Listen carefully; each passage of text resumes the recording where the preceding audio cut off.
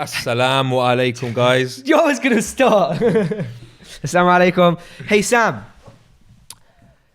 Went to St. Albans yesterday to get my hair cut. Yep. I can't leave. I was in a rush. I had a meeting straight after. Yep. So I was in a rush. But you know I can't leave. St. Albans without popping into my favourite cafe, my favourite wellness cafe, 59, which is on 59 Stanhope Road in St. Albans, Hertfordshire. Got myself a fresh juice. I saw you actually. Do you remember? Yeah. And you showed me the new vanilla energy ball, which was absolutely stunning. Yeah, I'm really glad I you recommend liked it. everyone to go and get that. Like, it's amazing. So I had that. Had a couple of tasters that you gave me. You also gave me some goodies to take home to take back to the office for the lads. And I got myself a fresh juice and also bagged myself for a free tote bag. Alhamdulillah. I was living life. If you want to go to 59 Stanhope Road and grab yourself a coffee, I would very much so recommend it in Hertfordshire. And if you go this month, 59 have got an amazing offer for you. I have got an amazing offer. A really amazing offer, and you're going to hear about it right now. What can they get if they quote Freshly Grounded, Sam? If you quote Freshly Grounded, you get this exclusive brand new tote bag. Really? For 50% off. Oh. Can't give them away for free. Unless you give away your hats for free, I'll give away the bags for free. How much are the bags? So they're usually £10. Okay. So it's 50% off, so you'll be paying just £5 when you quote Freshly Grounded. Which I don't think's too bad. Nah, it's not bad at all. That's great. Yeah, so you quote Freshly Grounded, you get one of those for half price. Amazing. Yeah. Guys, let's do that. And I want to see how many people come in and claim it. Yeah, all right, cool. So come in and say Freshly Grounded. Help build the brand, represent the brand. It's nice. It's a nice bottle green bag. It's our favourite colour. I really like the bag. Good. It's perfect. It's inspired by this hat. It's perfect for the. It goes perfectly with the hat, actually. So how about you grab yourself a fresh? You grab yourself 59 juice and coffee. Yeah. Then you grab yourself an energy ball. Then you grab yourself a couple of sandwiches. Then you grab yourself a free £5 tote bag. And then you jump onto azaha.com. Jump onto azaha.com. Type in the code Freshly Grounded. And what's Azaha's deal of the month? You get 15% off. 15% off. 15% off. All hats. Grab yourself this Gora cap, the green one, and it will match perfectly with your tote bag. Yeah.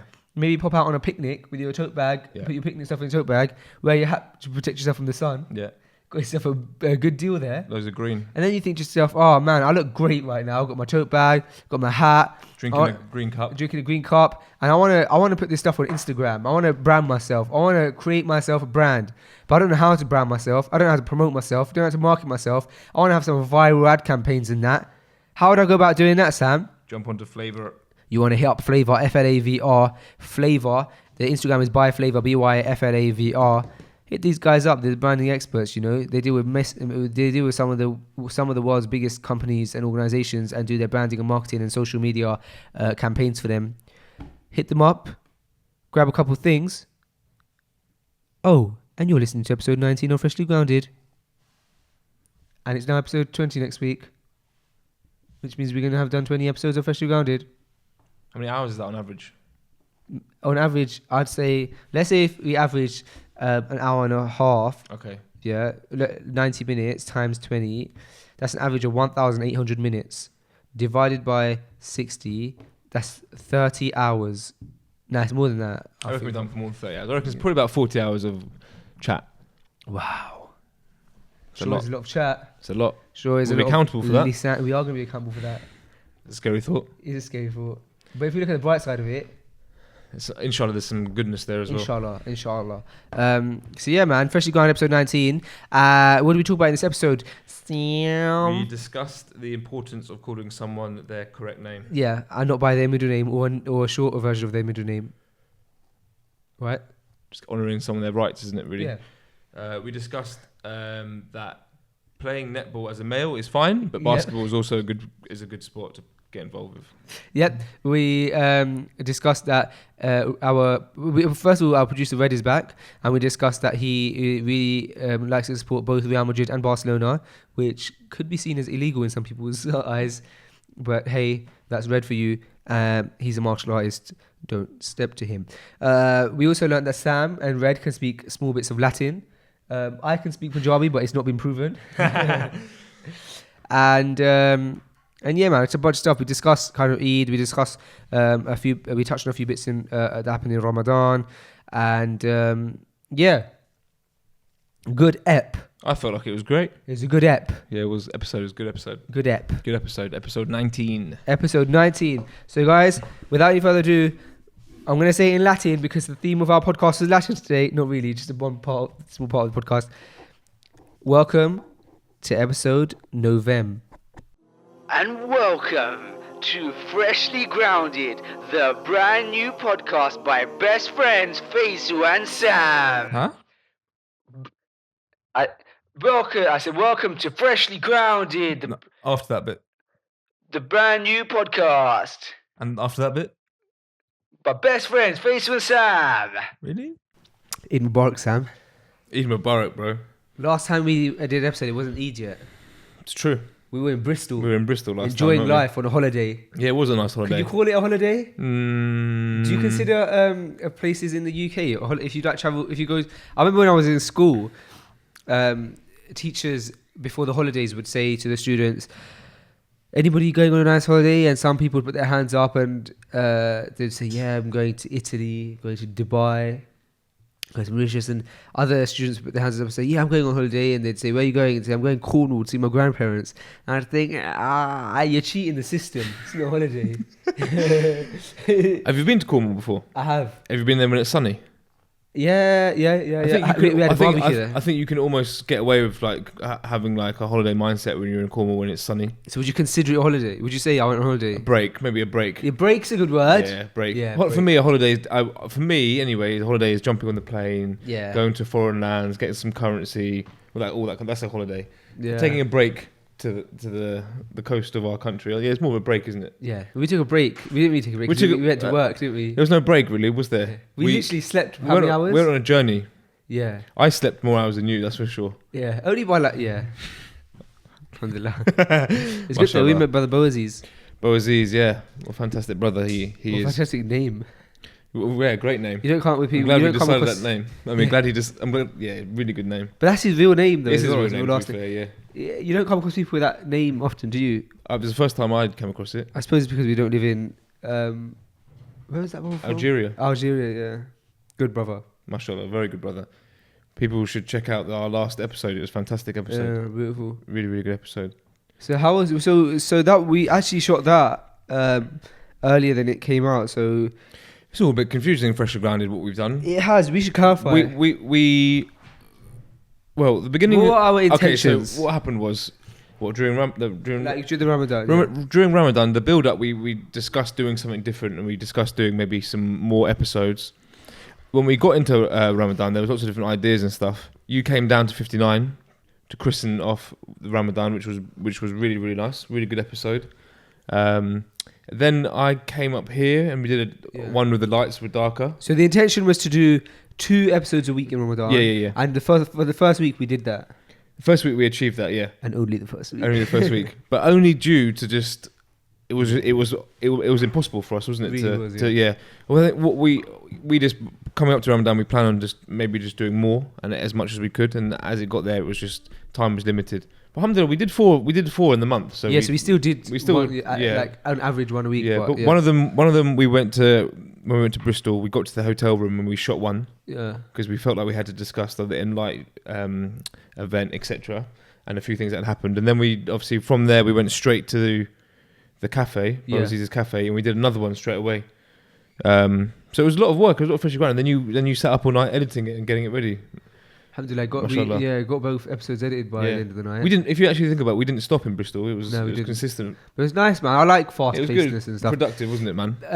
So in regards to the first episode that we shot in Bristol, episode 17, we got to Bristol, and it was a really nice hotel room, wasn't it? The shower was great. Beautiful, man. Did you have a shower in that? Yeah, you of course, did, didn't you? it was beautiful. It was a beautiful shower. Anyway, so the hotel room was amazing, and we were like, let's set up a freshly grounded set, and and so we set up a set. We couldn't get right. Eventually, we got what we thought was like a nice set. We shot it, and then when I was editing it, we looked at it like, look ghastly, man. It looks awful. Ghastly. We made the hotel room look so bad. I know, and it was beautiful. Oh no, it was such a beautiful room, but we did no justice to it. Yeah, no, we didn't. And I thought the chair that I was sitting on, the chair did not would work. like pop and look really nice. It just looked like it looked ghastly, man. It looked really not. The chair not looked nice. like you picked it up from a car boot sale. Yeah.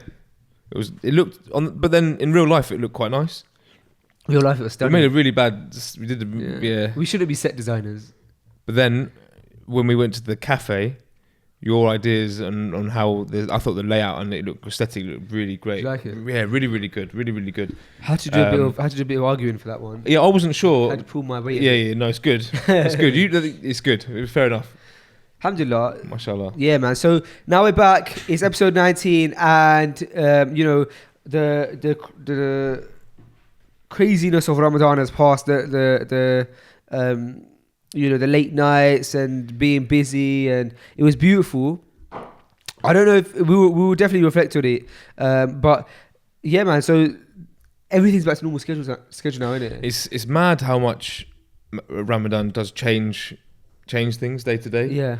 Dramatically like this. Well, it does, and it's supposed to. Obviously, it's supposed to. Our attention is supposed to be on other things, but it does change things. I kind of feel like now since it's finished. Obviously, it's very sad that it's finished, but I have I can get up early. I can just go back to my normal routine. Have you found it okay getting back to your normal routine? Yeah, I needed it, to be honest. Yeah. I'm certainly not complaining about Ramadan, but it was very much late. It's late nights, and I actually had more early starts than I kind of planned. So I felt quite tired, and I felt like I had a massive workload as well. So it was going back to a routine of when I can actually get more of a reasonable good night's sleep, wake up early and start my day early, which I think is very important for me. Yeah. And yes, it's been nice to get back to my routine, bro. To be honest, I'm similar, to be honest. I like early mornings. Yeah. So I'm finding it hard to get back into my routine. Like I'm finding sleeping early tough. Yeah. Because I'm so used to, for 30 whole days I've been sleeping so late. So trying to get. It's a norm to go to bed really, really late, doesn't it? Right. And it's like difficult to shift it. Yeah, I haven't fixed that yet. But inshallah, like even last night, I didn't get much sleep, to be honest. I must have fallen asleep around 2 a.m. 2, yeah. Yeah, man. So And then up for Fajr, then back to sleep. that's it, man. It's not. It was. That's the other thing, because of Fajr's, Fajr, yeah. Fajr's at a bit of a weird time because you can't go sleep. You can't not sleep because you miss out on good 3 hours sleep. Yeah. But then you can't like. It's very stay much awake it breaks after your. It very much this time of year. It will very much. It's a guarantee. It will break your sleep in the half. Really, won't it? It's nicer, man. I suppose. Yeah, alhamdulillah. Yes. It's Can't complain. yeah, of course, absolutely not. So how was your Eid? What did you get up to? Eid was nice and relaxed. Just had. It was just more about Zayden. Really, just had loads of little gifts and stuff for him. So it was really nice just to see him. Was he spoiled? Yeah, he was. Alhamdulillah. Yeah, he was. For us, it's very much coming from a background where the only thing we celebrate would be the Christmas and the Easter, etc., etc. Now, obviously, as a family, Eid is when we celebrate. So we really wanted to pump that into the house. So my missus made huge decorations. Oh, that sounds amazing. We had that beautiful My First Masjid pop up. Yeah. Which was fantastic. And it was filled with bits and pieces for him. So it was lovely, man. It was nice and relaxing, man. Really nice. How is that My First Masjid still up in your house? No, I had to put it out of the way. It's big, isn't it? It's beautiful. It's big. Yeah. Big, We're gonna get out on special occasions. Have you? Is yours still up?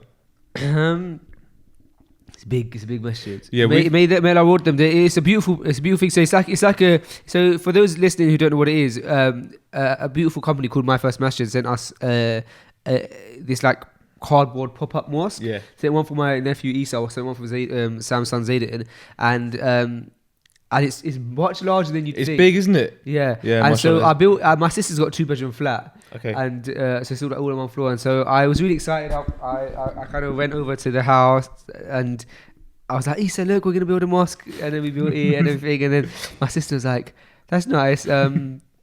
It's probably going to need to go because there's no space for the size it. of it, yeah. So it's not there We anymore. struggled. Where we ended up putting it, it turns out that when you open the front door, it bangs right into it. So that was the only space we had for it. Oh, that's where you was going to put it? Yeah. Okay. No, I'm just... The place actually, it did sit. Obviously, it means that we couldn't use the front door. So that was a no-no. So we're going to get out on occasions, basically. But it's great. Mashallah, really, really great.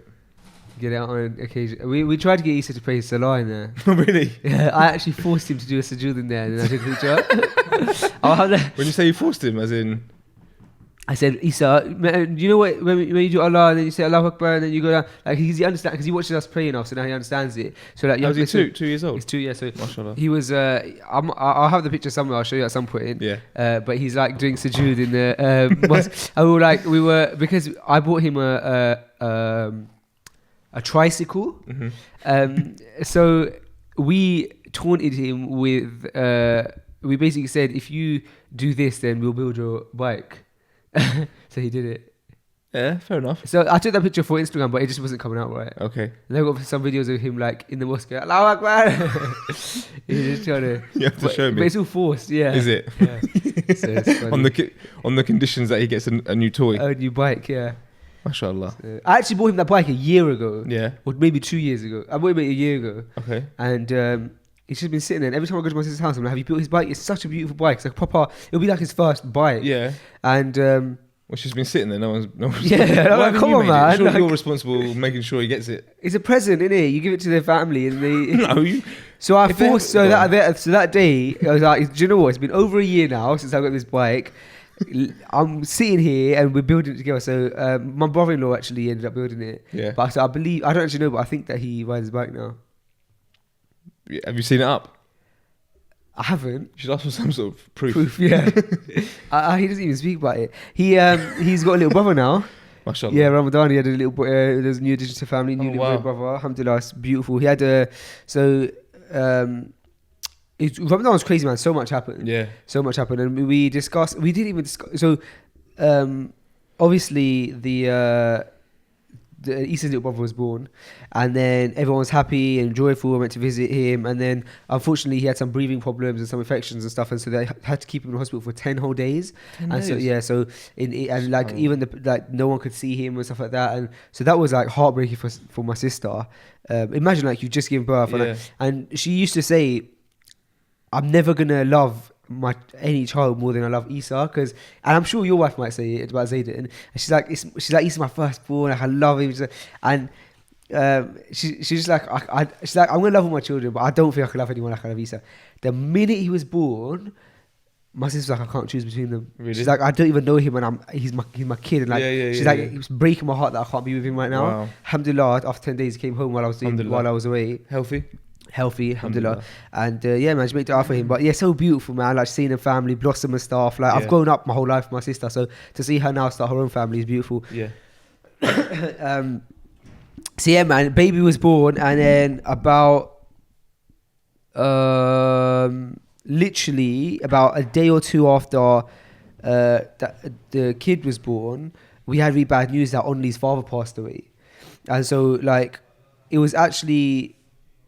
And so that was like the most like difficult thing to do, probably the most difficult thing to deal with in Ramadan, because like for those people who maybe like have followed my like my vlogs and stuff, they'll see like Only is like such a prominent part of my life, because like I said to you before on the podcast, I keep my friend circle so small to the point where literally he's probably my only like friend. He's your my dad friend, yeah. And so I mentioned before that, you know, when my mum went through cancer, and when my granddad passed away, and all this kind of stuff, those times I was living with Only in Cardiff for 3 years, and so he was there for me through all of that, and so through all the hardships and that kind of stuff, and he's been through the good times.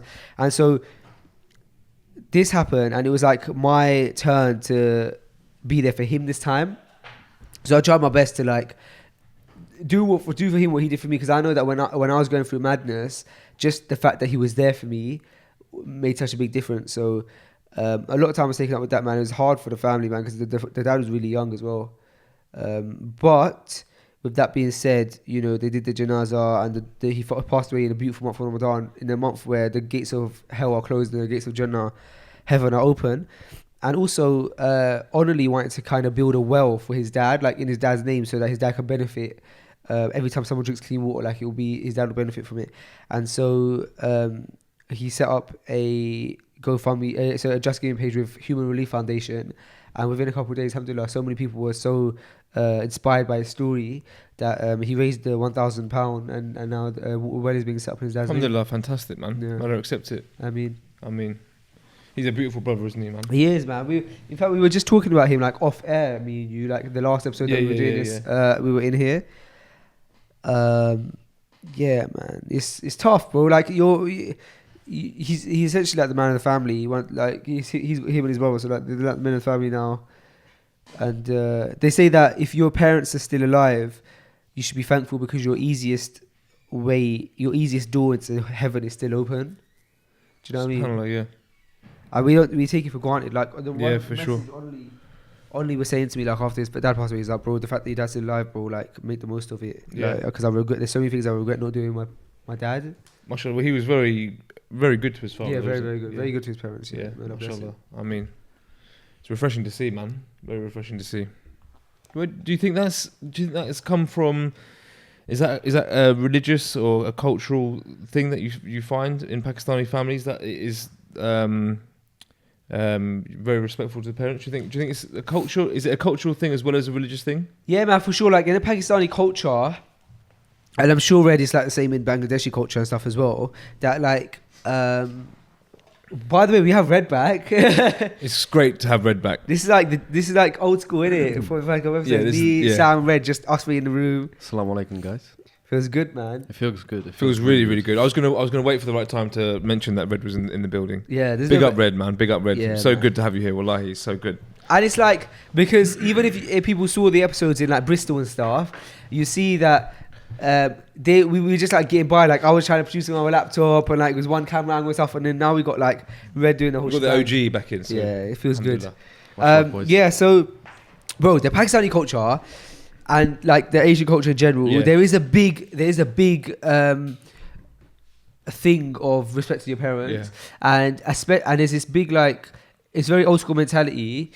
I'm not saying it's bad mentality, but it's an old school mentality of the dad, and like the dad being the man of the family, and I think it's good, to be honest. And so, but that's very much in accordance with Islam as well. Yeah. The father has a very prominent, and generally the wife is very respectful towards that. It's not like the woman is like the slave of the man. Of course. But the men and women have such clear defined roles in our culture that they never overlap, and I think that's why.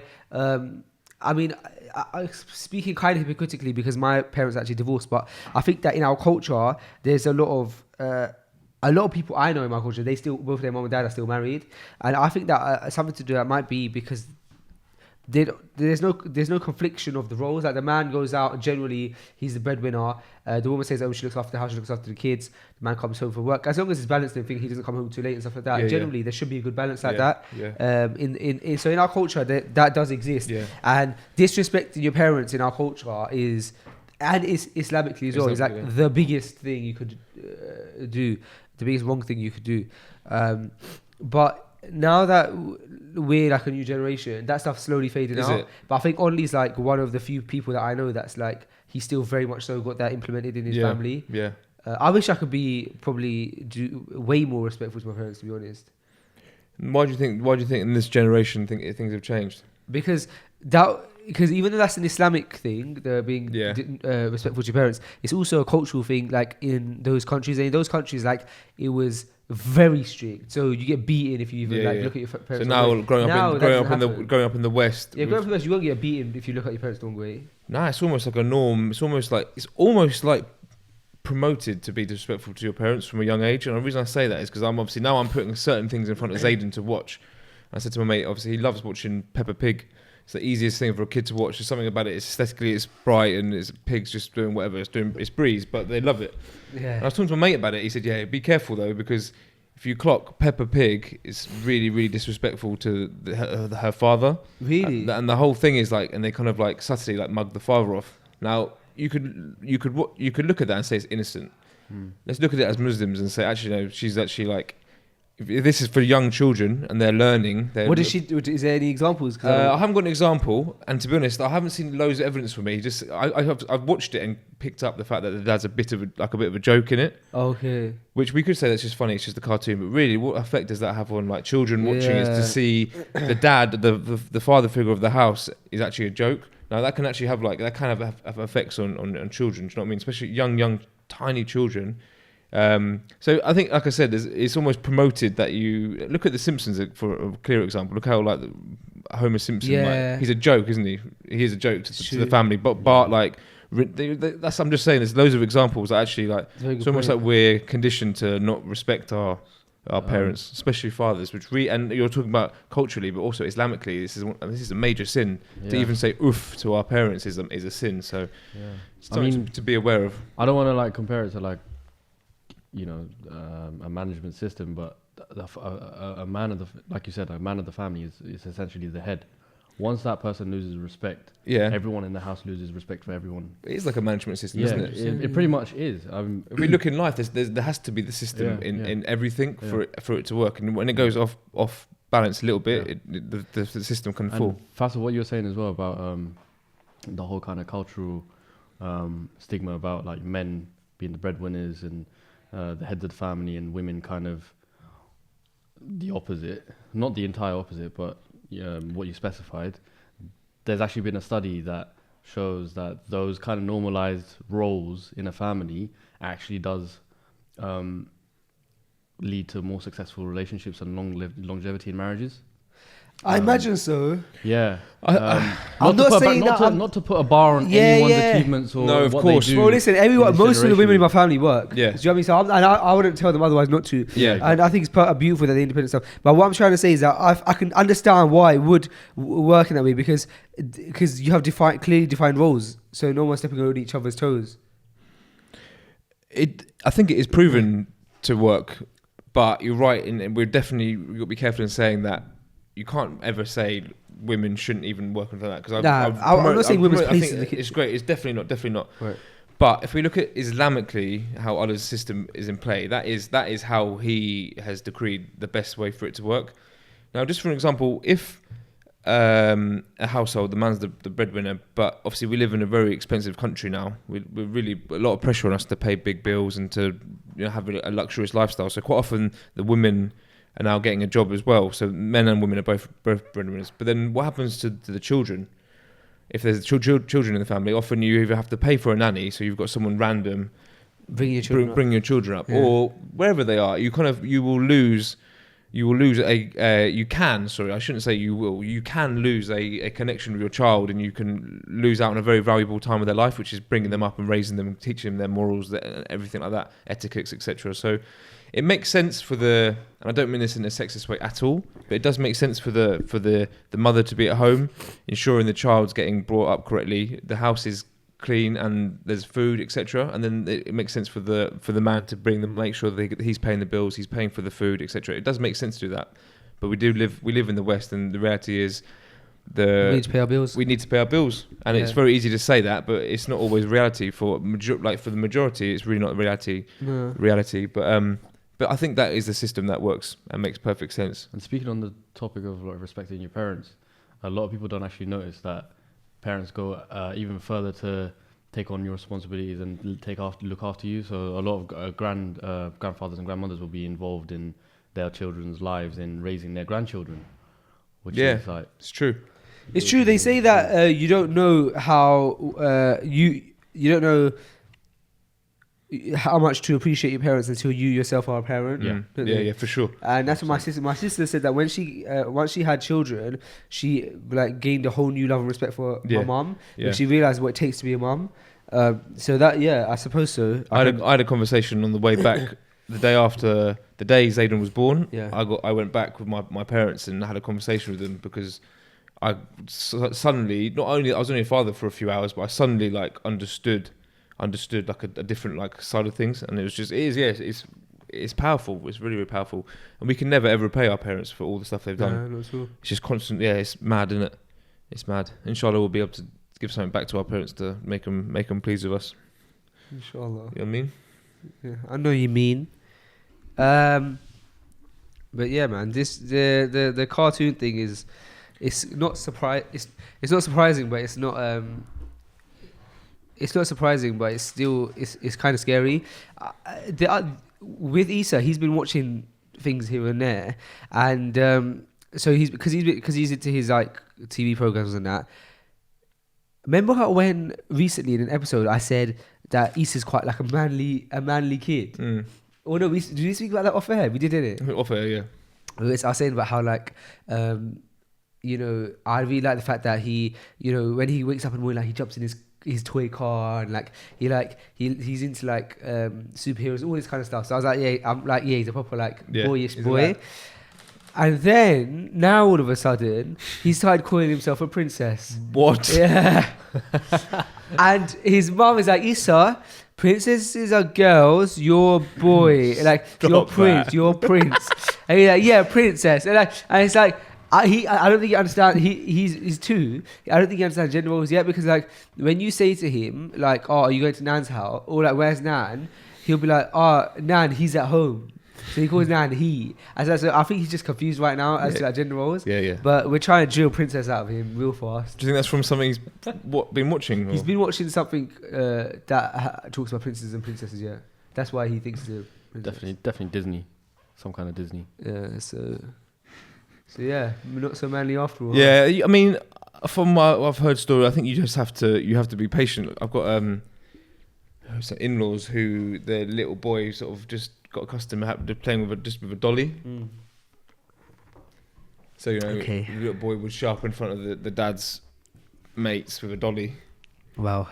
And you'd have to did you explain it, or do you just have to say you'd have to say it's elephant in the room, innit? Yeah, so you have to be patient. Does he have like a sister? He's got a sister, yeah. Okay, so you can explain his sister. Yeah. But if he didn't have a sister, but he's still choosing that as his main toy. So I'm gonna, it doesn't mean anything, does it? They're only kids playing with this, that, and the other.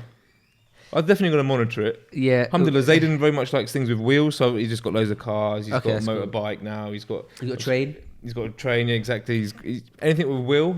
I'm happy with that. Okay, fine. Anything, and he's got a ball now, so he's playing with a ball. Yeah. So I'm gonna monitor things. So anything with a wheel is okay. If he has like a penny farthing. You can have a penny farthing if you want. It's got a feminine bike to have, no? Yeah, but who? I'm not going to get him a kid-sized penny farthing. Have you been on a penny farthing? No, I haven't. Have you? You're quite old, aren't you? You must have been doing penny farthing. I've always wanted to, though. Really? I suppose I haven't always really wanted to, but I've always looked and thought, wow. That is weird, yeah. Yeah. It's so weird. They are weird, yeah. But that was a reality before mountain bikes came along. Bro, do you know if the people are still accepting the old One-Pound coins, or is it finished? Because you have a shop. As far as I know, you can still accept them. Yeah. Okay, because I have one. It's something they're implementing. I got one in my pocket right now. An old one. Yeah. You can still use old ones. You can still old ones. You can use old ones. Okay. Yeah. Because they are really quickly vanishing, aren't they? They are. Yeah. I'm finding it hard to find old ones now. Yeah. It's just been in my drawer for a long time. Do you get excited when you have a new one? Nah, it's not for me. Excitement over coins, unfortunately. What happens if you had loads of coins? Yeah, I mean, that gets me excited. You start collecting coins. Yeah, maybe. So, last 10 days of Ramadan. Where did you go? I went missing. MashaAllah. Bro, so I decided, I say last 10, but it was actually like the last, I think probably like 8 or 9. Mm-hmm. I decided to cut off my social media. And for the most part, like we had to upload one episode of Freshly Ground, 2 episodes of Freshly Ground and stuff. But generally, like as in, I wasn't on Instagram. I deleted my Instagram app, deleted Facebook, deleted Twitter. Even though I don't use Facebook or Twitter, but I deleted them anyway, just in case I was tempted. But the main thing was Instagram. Like I used Instagram 24/7 and deleted it. And bro, I didn't reactivate it until Eid, so just the night before Eid. Yeah. So I literally didn't have access to my face. So it's the first time in. So I don't know since I started like using social media that I literally just cut it all off, and it felt it's not the first time, but anyway. It's first time probably since I started social like YouTube and stuff. Man, it felt so weird. Like when I say I cut it off, I mean completely. Yeah, so I didn't even have the app, so I couldn't browse, I couldn't anything, couldn't post. First of all, the thing was that like I was so tempted because things started happening, like that Finsbury Mosque attack happened. Yeah. And all I just wanted to put a post out about it. I wanted to share my thoughts. I wanted to like be like, oh, how amazing is it that the Imam is taking it so it has reacted to it so well, blah blah, and all this kind of stuff. I just wanted to like. I was like annoyed that the media didn't at first call it a terrorist attack. I want to talk about that. So all of these things I want to share my views on, and I was this close to downloading Instagram so I could do it. I thought to myself, no, I promised myself I wouldn't, so I'm not gonna. And so I didn't, and then that passed and stuff like that. And bro, I just felt almost like I was taking control of my life, man. Like, it felt really good to not be constantly on my phone and checking my phone. What did you use your spare time doing? Other ibadah, so like, I tried to focus on Allah last 10, alhamdulillah, but may Allah accept it, because obviously there was also a lot of distractions and stuff, so I'm not saying I'm perfect, and I slept a lot as well, do you know what I mean? But yeah, man, it was But if you think about how time consuming it is on your phone, you can be on it for hours and not doing anything other than just browsing. So you'd have had probably a lot of more time back. It was insane. Did you notice you had more time back? So much more time, because what happens is you get like a notification on Instagram. Well, for me, I'm talking about myself. Yeah, let's say I get a notification. S Empire has liked my photo. Yeah, because man, like, don't get twisted. S Empire is not a hater. I liked your photo. I like your photo often. He's a supportive brother. I even wrote something. You didn't even like. Really? You didn't like the comment. I'll explain. Let me tell you why in a second. Oh. I'm going to tell you why in a second. You're going to be really Nice comment. When you hear why, you're actually going to be very. You're going to not be mad at me at all for it. I'm not mad at you, but you're gone. So let's say it says S Empire liked your photo. Mm-hmm. Yeah. Now this is a notification I'm very used to. I have a very supportive friend who likes my photos often. Unfortunately, I'm not supportive. I always forget to like photos of things, but regardless, I get that text. Now, sorry, not that text, that notification. Yeah. What I'll do is, even though I know what photo you like stuff, just the fact that if a notification came up, I'll swipe it and I'll open up Instagram. Next thing you know, 20 minutes have passed and I've been browsing Instagram. Yeah. So that's how you lose time. Now, fast forward, it's now Eid, and I activate all my apps again. I'm on Instagram, and I notice I'm not getting any notifications, because I'll like upload a photo and then like 5 hours pass and I haven't even gone on Instagram, and I'm like, oh crap, like I haven't even like checked my likes and comments and stuff. So I go to turn on my notifications now, and your boy worked at Apple. He knows how to turn on notifications. For some reason, I just couldn't find Instagram's push notifications anywhere on my settings. So I was like, you know what, whatever, I'm tired of trying to look for it. So I didn't turn my notifications on. Bro, what I had then found is that because I hadn't... So the way my notifications worked was this before, my push notifications. I didn't have my push notifications turned on for everything, because all I had my push notifications turned on for is if someone comments on my photos, or if someone tries to send me... if someone I know sends me a DM, or if someone I follow likes my photo. So if like 1,000 people like my photo, I'm not going to get 1,000 push notifications, but if one of them is you, for example, because I follow you, it will tell me Sam's liked your photo. Right. And the reason I like that is because I care about my friends. So if you maybe have commented or liked on a photo, I care about your opinion and stuff like that, because you're my friend. Also because, let's say if I follow... whoever I follow, but essentially the reason being is because the people I follow, I care about them. So for me, it's interesting to know if they're interacting with me on social media, right? Yeah. So they're the notifications I had on. I couldn't get those on, and what I found is that because I wasn't getting notification, S Empire has liked your photo, I wasn't swiping it and then end up on Instagram for 20 minutes. I would just forget about my photo that I've uploaded and stuff, and then I'll check Instagram like the next time I'm free, where I have my phone on me, where I'm literally just about. And bro, do you understand what I'm trying to say? Yeah. I'm muffling a bit. Yeah, no, I hear what you're saying. It's worked wonders. It's had such a positive impact on my life that I've actually decided now that I'm going to leave my Instagram notifications off completely. Now, I might change my mind, but for now, that's where I'm at, because it's giving me a happier life, bro. Like, I'm not like, nothing vast. Bro, wait, hold on, let me just think. Yeah, bro, it's now, can you believe it? It's 10:44 a.m. I've been awake now for hours. I haven't opened Instagram. Really? Bro, for me, that's insane. Yeah. Because the first thing I do normally when I wake up is I've got loads of Instagram notifications from like the night before when I've been sleeping, and I'll like wake up, I'll check it, and I haven't checked Instagram. Why? because my phone I forgot, because I've been so busy. The only time I would check it is if my phone's reminded me, like, oh, this was next photo. Yeah. And it feels so good, bro, because now I'm probably going to check my Instagram today, for example, in our next break, for example. Yeah. And I guarantee, yes, I know you commented and I haven't replied back to it, but if you had something really important to say to me, like this morning when you messaged me, you WhatsApped me and I got that and I replied to you. Do you know what I mean? Yeah. So what I'm trying to get at is it saved me so much time, and it's made me actually so much time. And you know when you're around your family, especially your wife, and they almost like, oh, like you're with me and you're just on your phone. You're on your phone too much, bro. I'm not on my phone as much anymore. Alhamdulillah. Just because of this one app, Instagram, turning off notifications. So you found the cure? I think so. Yeah. Yeah, that was such a long-winded way of me explaining it. No, I hear you. So you're still using Instagram, Yes. but you've freed up a lot of your time by not looking at pointless notifications. Right. So much. I'm using. It's not nothing's attracting you there. I'm using Instagram just as much. I'm posting just as much. Yeah. But you're not browsing as much. right. Because really, nothing's taking you to it. Nothing's taking me to it. It's not. Nothing's reminding me. Does it still not play in your head that you can go on? You want to go on your Instagram? I forget. I just remember now. Yeah. Like I now I'm excited to check it out because I know that there's like a whole like night's worth of notifications that I'm gonna check out. People probably comment on my photo and stuff like that. Do you know what I mean? Yeah. Oh, was it that Yes Fella one? Comment. Yes, I did yes, read yes, that. yeah, I did yeah. read You that. look good. Thanks, bro. Yeah. Yes, fella. Yeah. Did you get the feeling I was trying to give you? Yeah. Yeah. Yeah, like Yes Fella. Yeah. Exactly. Yeah. How comes I don't get any yes fellas? I don't think I've ever actually written yes fella on a picture before. Oh really? But you know the picture he put up yesterday with the camo hat and he looked Oh yeah, all the hench with his really jacket and that. I beautiful thought, one. you know what, yes Yeah. fella. Fair enough to the lad. Fair enough to the lad. Do you get what I'm trying to say though? I hear what you're saying. I need that as well. Bro, turn your notifications off, man. Yeah. But you To realise be honest, you for me, realise it's that not- it will never. I don't know if I don't know. Sorry to interrupt you. I don't think it's like me seeing the notifications come up Okay. that take me there. I think I just naturally just kind of flick on and off Instagram. But that's what I thought as well. But Yeah. I don't seem to be doing Okay, that. I'll give it a try. You're a very busy man. If you really think about it, you don't have time. Like you won't end up on it unless you're like not doing anything. Like Yeah. let's say if you're like sitting down.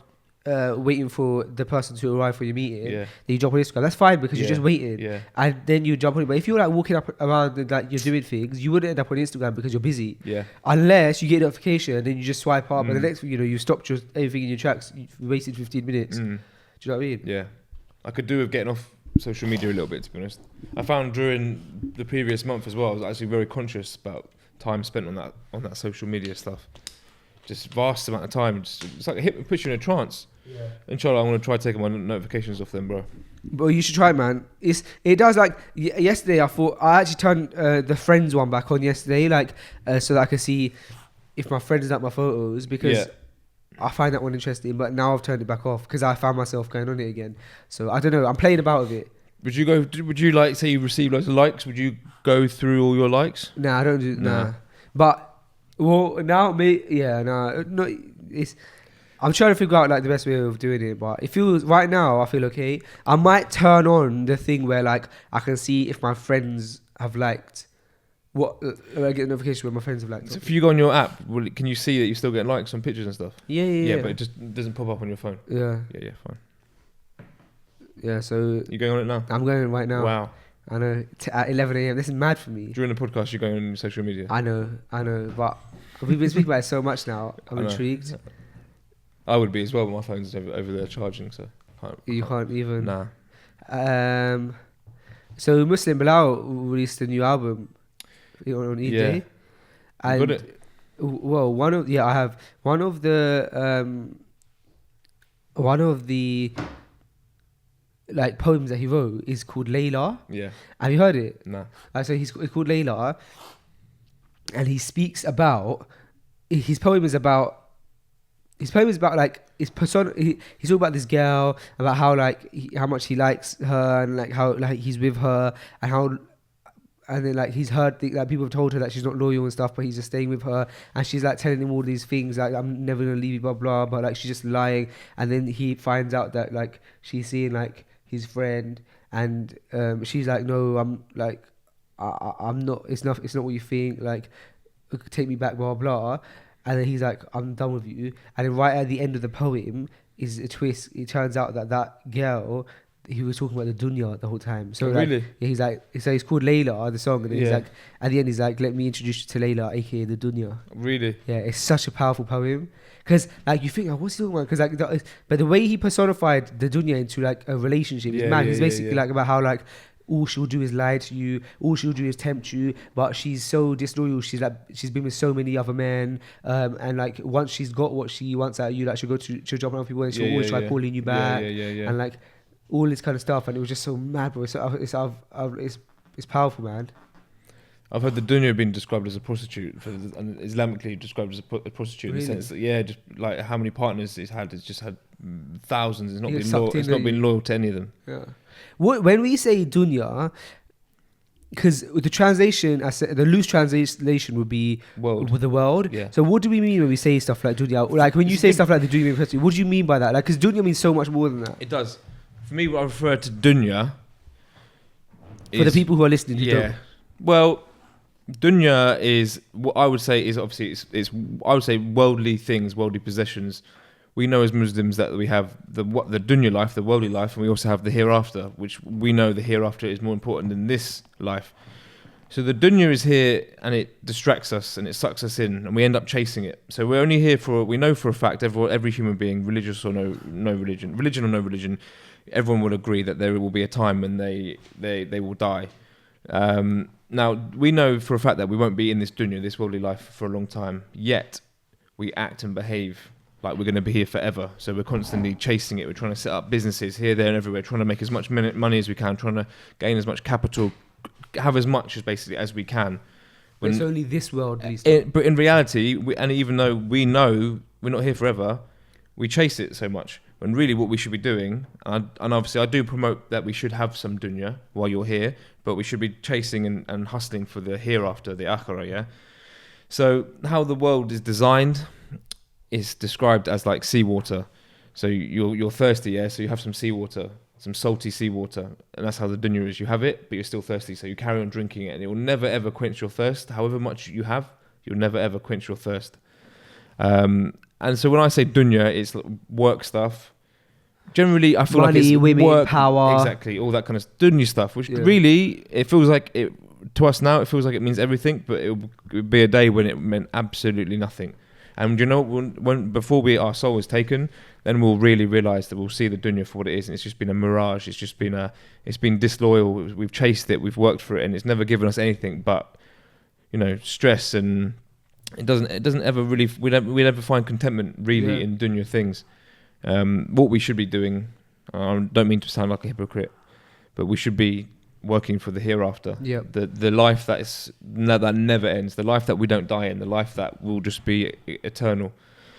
But this is the nature of dunya, man. We're in it. We get sucked in by it, and we have shaitan creeps on us as well, and constantly reminding us how important it is that we do this, we do that, we do this, we do that. And how we need money for this. How we need it, and makes us worry that we're going to run out of money, and we need to, But as Muslims, we need to. So the concept of dunya then is, like anything with our religion, it's about having a balance. And so, not saying you can't chase money and like success, but doing it in a way where it's balanced, and also doing it in a way where you're doing it for the hereafter. So I'm chasing money because I want to be able to provide for my family, give them a good life, give them a comfortable house, give them nice gifts, so that they're happy with me, etc., etc. And so that's the way in which we should chase the dunya. So there's nothing wrong with having businesses, looking for money, etc., etc. Now the hereafter, because like in our eyes that should be more important.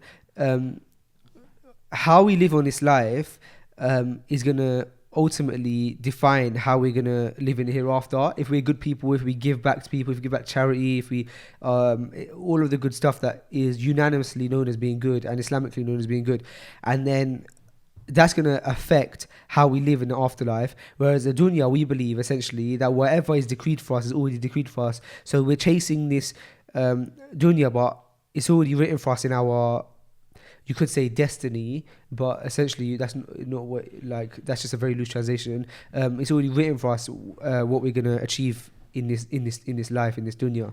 Yeah, man, it's powerful, man. It also actually relates to one thing I just said that you could, an important way to chase dunya is to like do it with the intention of like being able to like give gifts and stuff like that. And that's actually reminded me of Eid that just passed.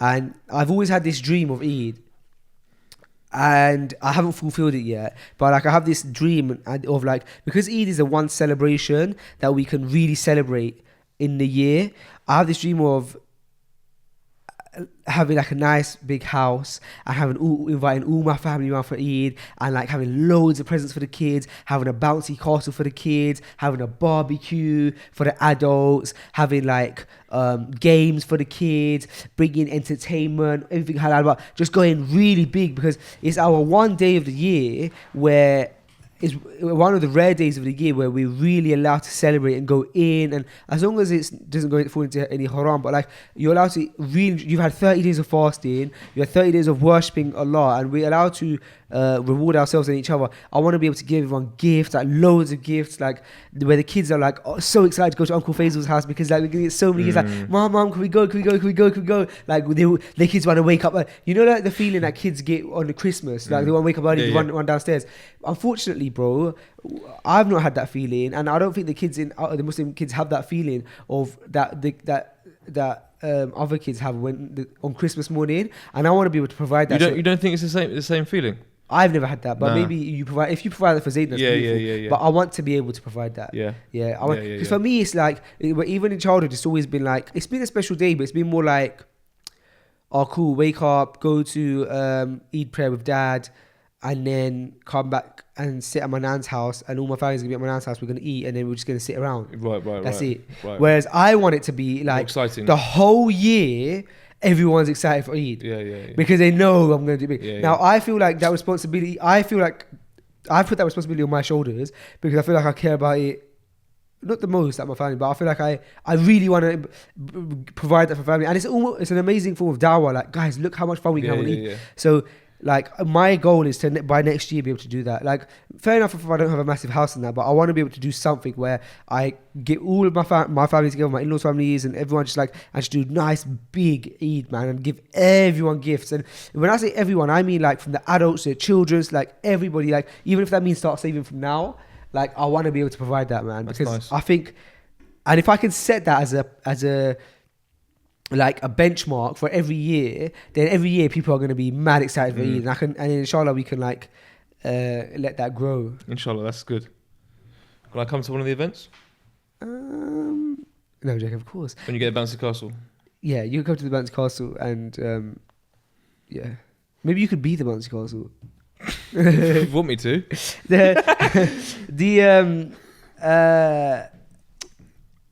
I forgot what I was gonna say, man. Man, what was it? I can't remember. No. So, because what I was gonna say is, even this year for Eid, and this is like every year, like, you know, we'll wake up, we'll go to Eid prayer, and then we'll go to see my family, have lunch with my family, and then we'll go to see my in-laws and have dinner with my in-laws, and then that's it. The day's finished, and that's beautiful because it's about family, isn't it? It's about spending time with family and being family, but. You want to revolutionise it. You want to make it exciting. Man. Yeah. Man. Like, I want to make it big. Yeah. Especially for the kids, man. The kids deserve to be so excited. My intention was to do more than what we did, and when the day came, we were just so tired. So it was more relaxing than what I originally planned. But I feel your excitement, man. I think it's very important. I think it's important for children, most importantly, to look forward to it and understand that you can celebrate on that day. It's actually a day that we've got permission to do it, so we definitely make most of it. Did you have a good Eid though? I had a nice Eid. I had a relaxing Eid. It was nice, really, really nice. Obviously, Eid Salah in the morning is always lovely. Seeing the local community and that. It was nice. Did you see any of your friends? Yeah, I see everyone at Eid Salah. And then we had some nice food and just relaxed. It was nice. Did you see Mijnal? I didn't see Midge. No? Nah, he went to a different masjid. Let me ask you a question, Sam. Yeah. Have you ever been cheated on? As a barber? Because I cheated on my barber yesterday. I thought I'd answer that before you actually answered. I was thinking, have I been cheated in life? I'm sure. Yeah, because yesterday I cheated on Midge as a barber, and I went to MMIG John. Janelle. AKA Janelle, yeah. You happy? But I was very scared because I'm always scared to go to a new barber. But yeah, man, Janelle smashed it, bro. And it was really funny because then I put up I put up an Instagram story on my Instagram saying, what did I say? I said, I have to confess, I cheated on my barber today. I tagged Midge and Janelle in it, and they both like messaged me privately. Like Midge was like, "Let me tell you what Midge said." It's funny because Midge actually came into the salon at one point, but I don't think he saw me because he was teaching. Yeah, he was across the road. He messaged me saying, he said, "You cheater," with like loads of laughing faces. Janelle messaged me. Oh no, Janelle just saw it. I got another message from another guy saying, "You make me sick." So yeah, man. But I think you should be able to step into Menspire and get a haircut and be happy with it. With whoever you get, yeah. Ideally, that's the idea. Yeah, I would have been more nervous if I went to like a different barber shop. Yeah, but because I was Menspire, I know like everyone's good. So it looks good, man. even Mahi was like, bro, no matter who you go to, really, you'll be fine. You're gonna be nice up. Yeah, so. for sure. Yeah. Yeah. So you'll tell you what, your haircut in the Bristol episode was, I think, my favourite. I've seen it. Yeah, Midge. That was Midge. I think that was Midge. Yeah, it was Midge. It was fire, man. To be honest, it was. I hate using that expression, but it really was really good. Midge is the guy. Check out the episode. You'll see it. People can see it for themselves. Midge, you know. Yeah, That's what I can say. Big up Midge. Big up Jono as well. That Midge sauce. Midge sauce. Sauce. I seen Charlie. Whenever I go to get my trim from me, I know now we're talking like we're having such private conversation because no one knows who these guys are. Yeah, of course. But just to be fair, when I'm in the barber shop and I'm on Midge's chair, through the mirror directly, I can see Charlie. I can always see Charlie and his client, and Charlie's haircuts are amazing. That he does. Yeah, of course. What are you saying that his haircut that he has aren't great? He like that he does, right? Yeah, he's very good, man. Yeah, man. Yeah, he's excellent. Yeah. Midge actually said to me that if I'm ever not in, go to Gianni because Gianni can will do your hair really nicely. So bro, I actually rang in to get Gianni to my hair. Gianni's on holiday. Yeah. So then bro, they are all so talented, man. Yeah. Every single one of them, bro. They're incredible. They're all educators. They can all present hair. They can all cut hair. They're all busy. They're excellent. Really, really good. Guess who else I saw yesterday? Who else did you see? I saw Glenn. Yes, mate. Big up from Glenn. The Dublin store. Yes. So he went back to Dublin last night and he's coming back again on Friday. Well, mad.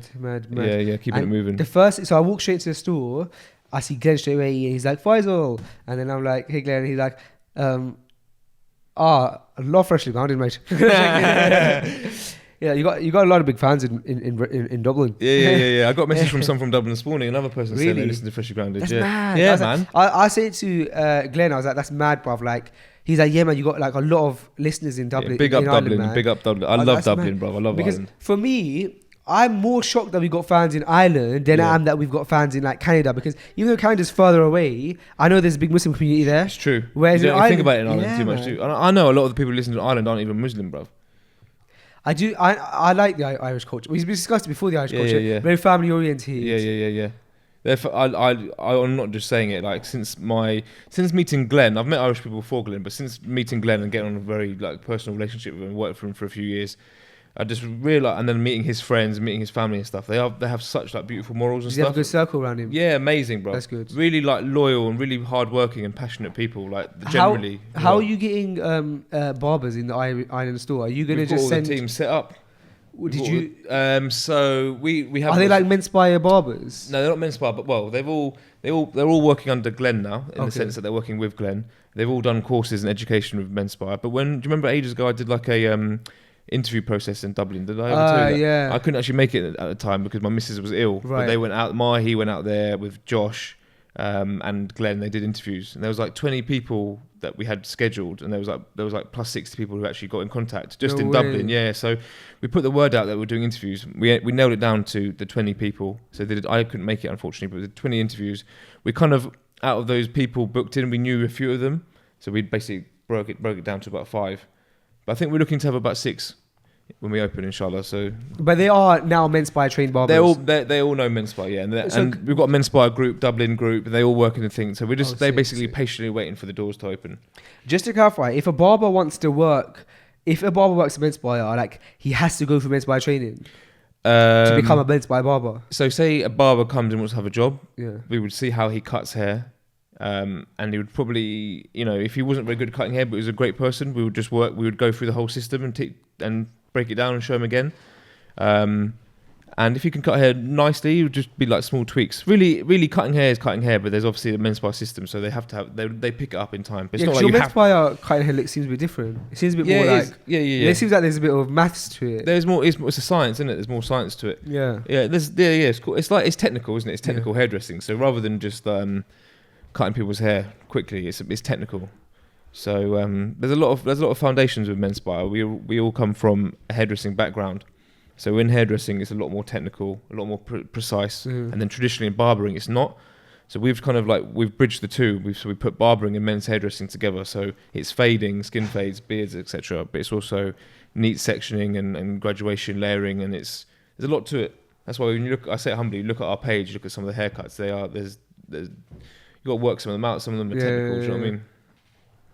Man, it's alhamdulillah, inspiring, yeah. man. Yeah, it's groundwork, isn't it? Yeah. It's just like the years that I spent working as an assistant, not with getting paid. I used to get paid like £400, £415 a month. That's my starting wage. To be worked the hardest I've ever worked. To be spoken to not very well, sweeping up hair, making coffees, holding hair, holding sections, being like a dog's body, all the time, knowing that this is just the foundations. I need to just learn this industry. So being like a Chaiwala. Huh?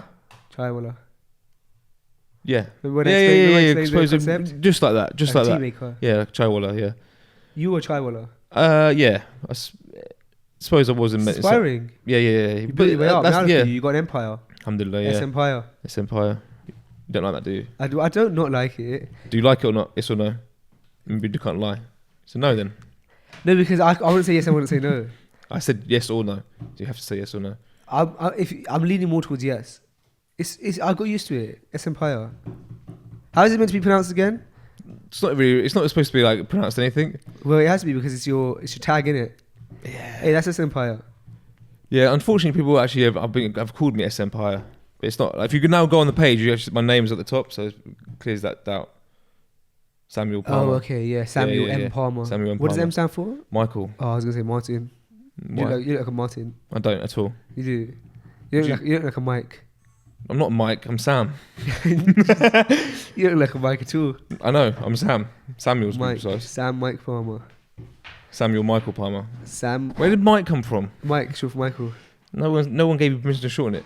Well, why have you shortened Samuel to Sam? Mike?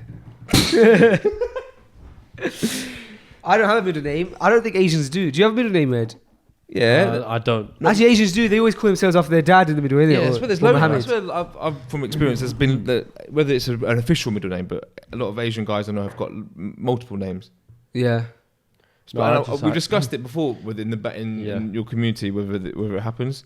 Remember, Mahi's got 10 names. Yeah, Mahi, and his family have all got different names as well, like nicknames inside the house nickname to then. Yeah. So there's house ones. There's ones. What's your house one? Mine is just Ridwan Ahmed straight. Ridwan Ahmed. Yeah. It's a sick name, mashallah. Ridwan what? It's funny you're talking about people calling you by your Instagram name. So my Instagram name was really sad. What is it? It was retrospective. Yeah. And when I say it out loud, it sounds really stupid. But on paper, it looked kind of. Looks good, yeah. Yeah, but then people started calling me it.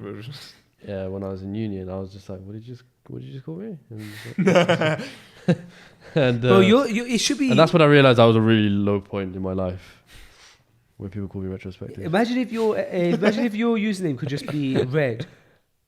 What my username? Imagine if it could just be RED. It's impossible to get it. Yeah, that's who's got it. Who's got Red? I don't know. The thing is, Faisal. It's not possible if you make yourself an important enough person, like for example, if you're a big name to the point where like you're so well known that even Instagram, like the heads of Instagram know you. Like if you're like Michael Jordan or a massive celebrity, you can get what you want, bro. Like that's why my intention is to get Faisal, like Faisal. Eventually, inshallah, I have belief that I will get Faisal on all my handles. Faisal or Faisal? In Arabic, someone told me that my name is pronounced Faisal. Yeah, like fair. Yeah, Swad, Alif, Lam. I think Faisal, but. Yeah, I don't know, bro. I get called Faisal, Faisal.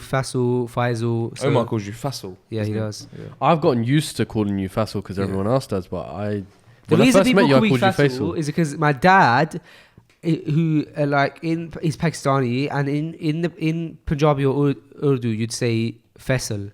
Yeah, so like the English of Faisal would be Faisal. Do you still speak Punjabi? Yeah, man. I don't really hear you speak it. Do you understand Punjabi, Sam? Try it. Do you understand Punjabi, Mike? Because if you do, I'll speak it to you. But go on, try it. If you don't speak it, why would I speak it to you? Try it.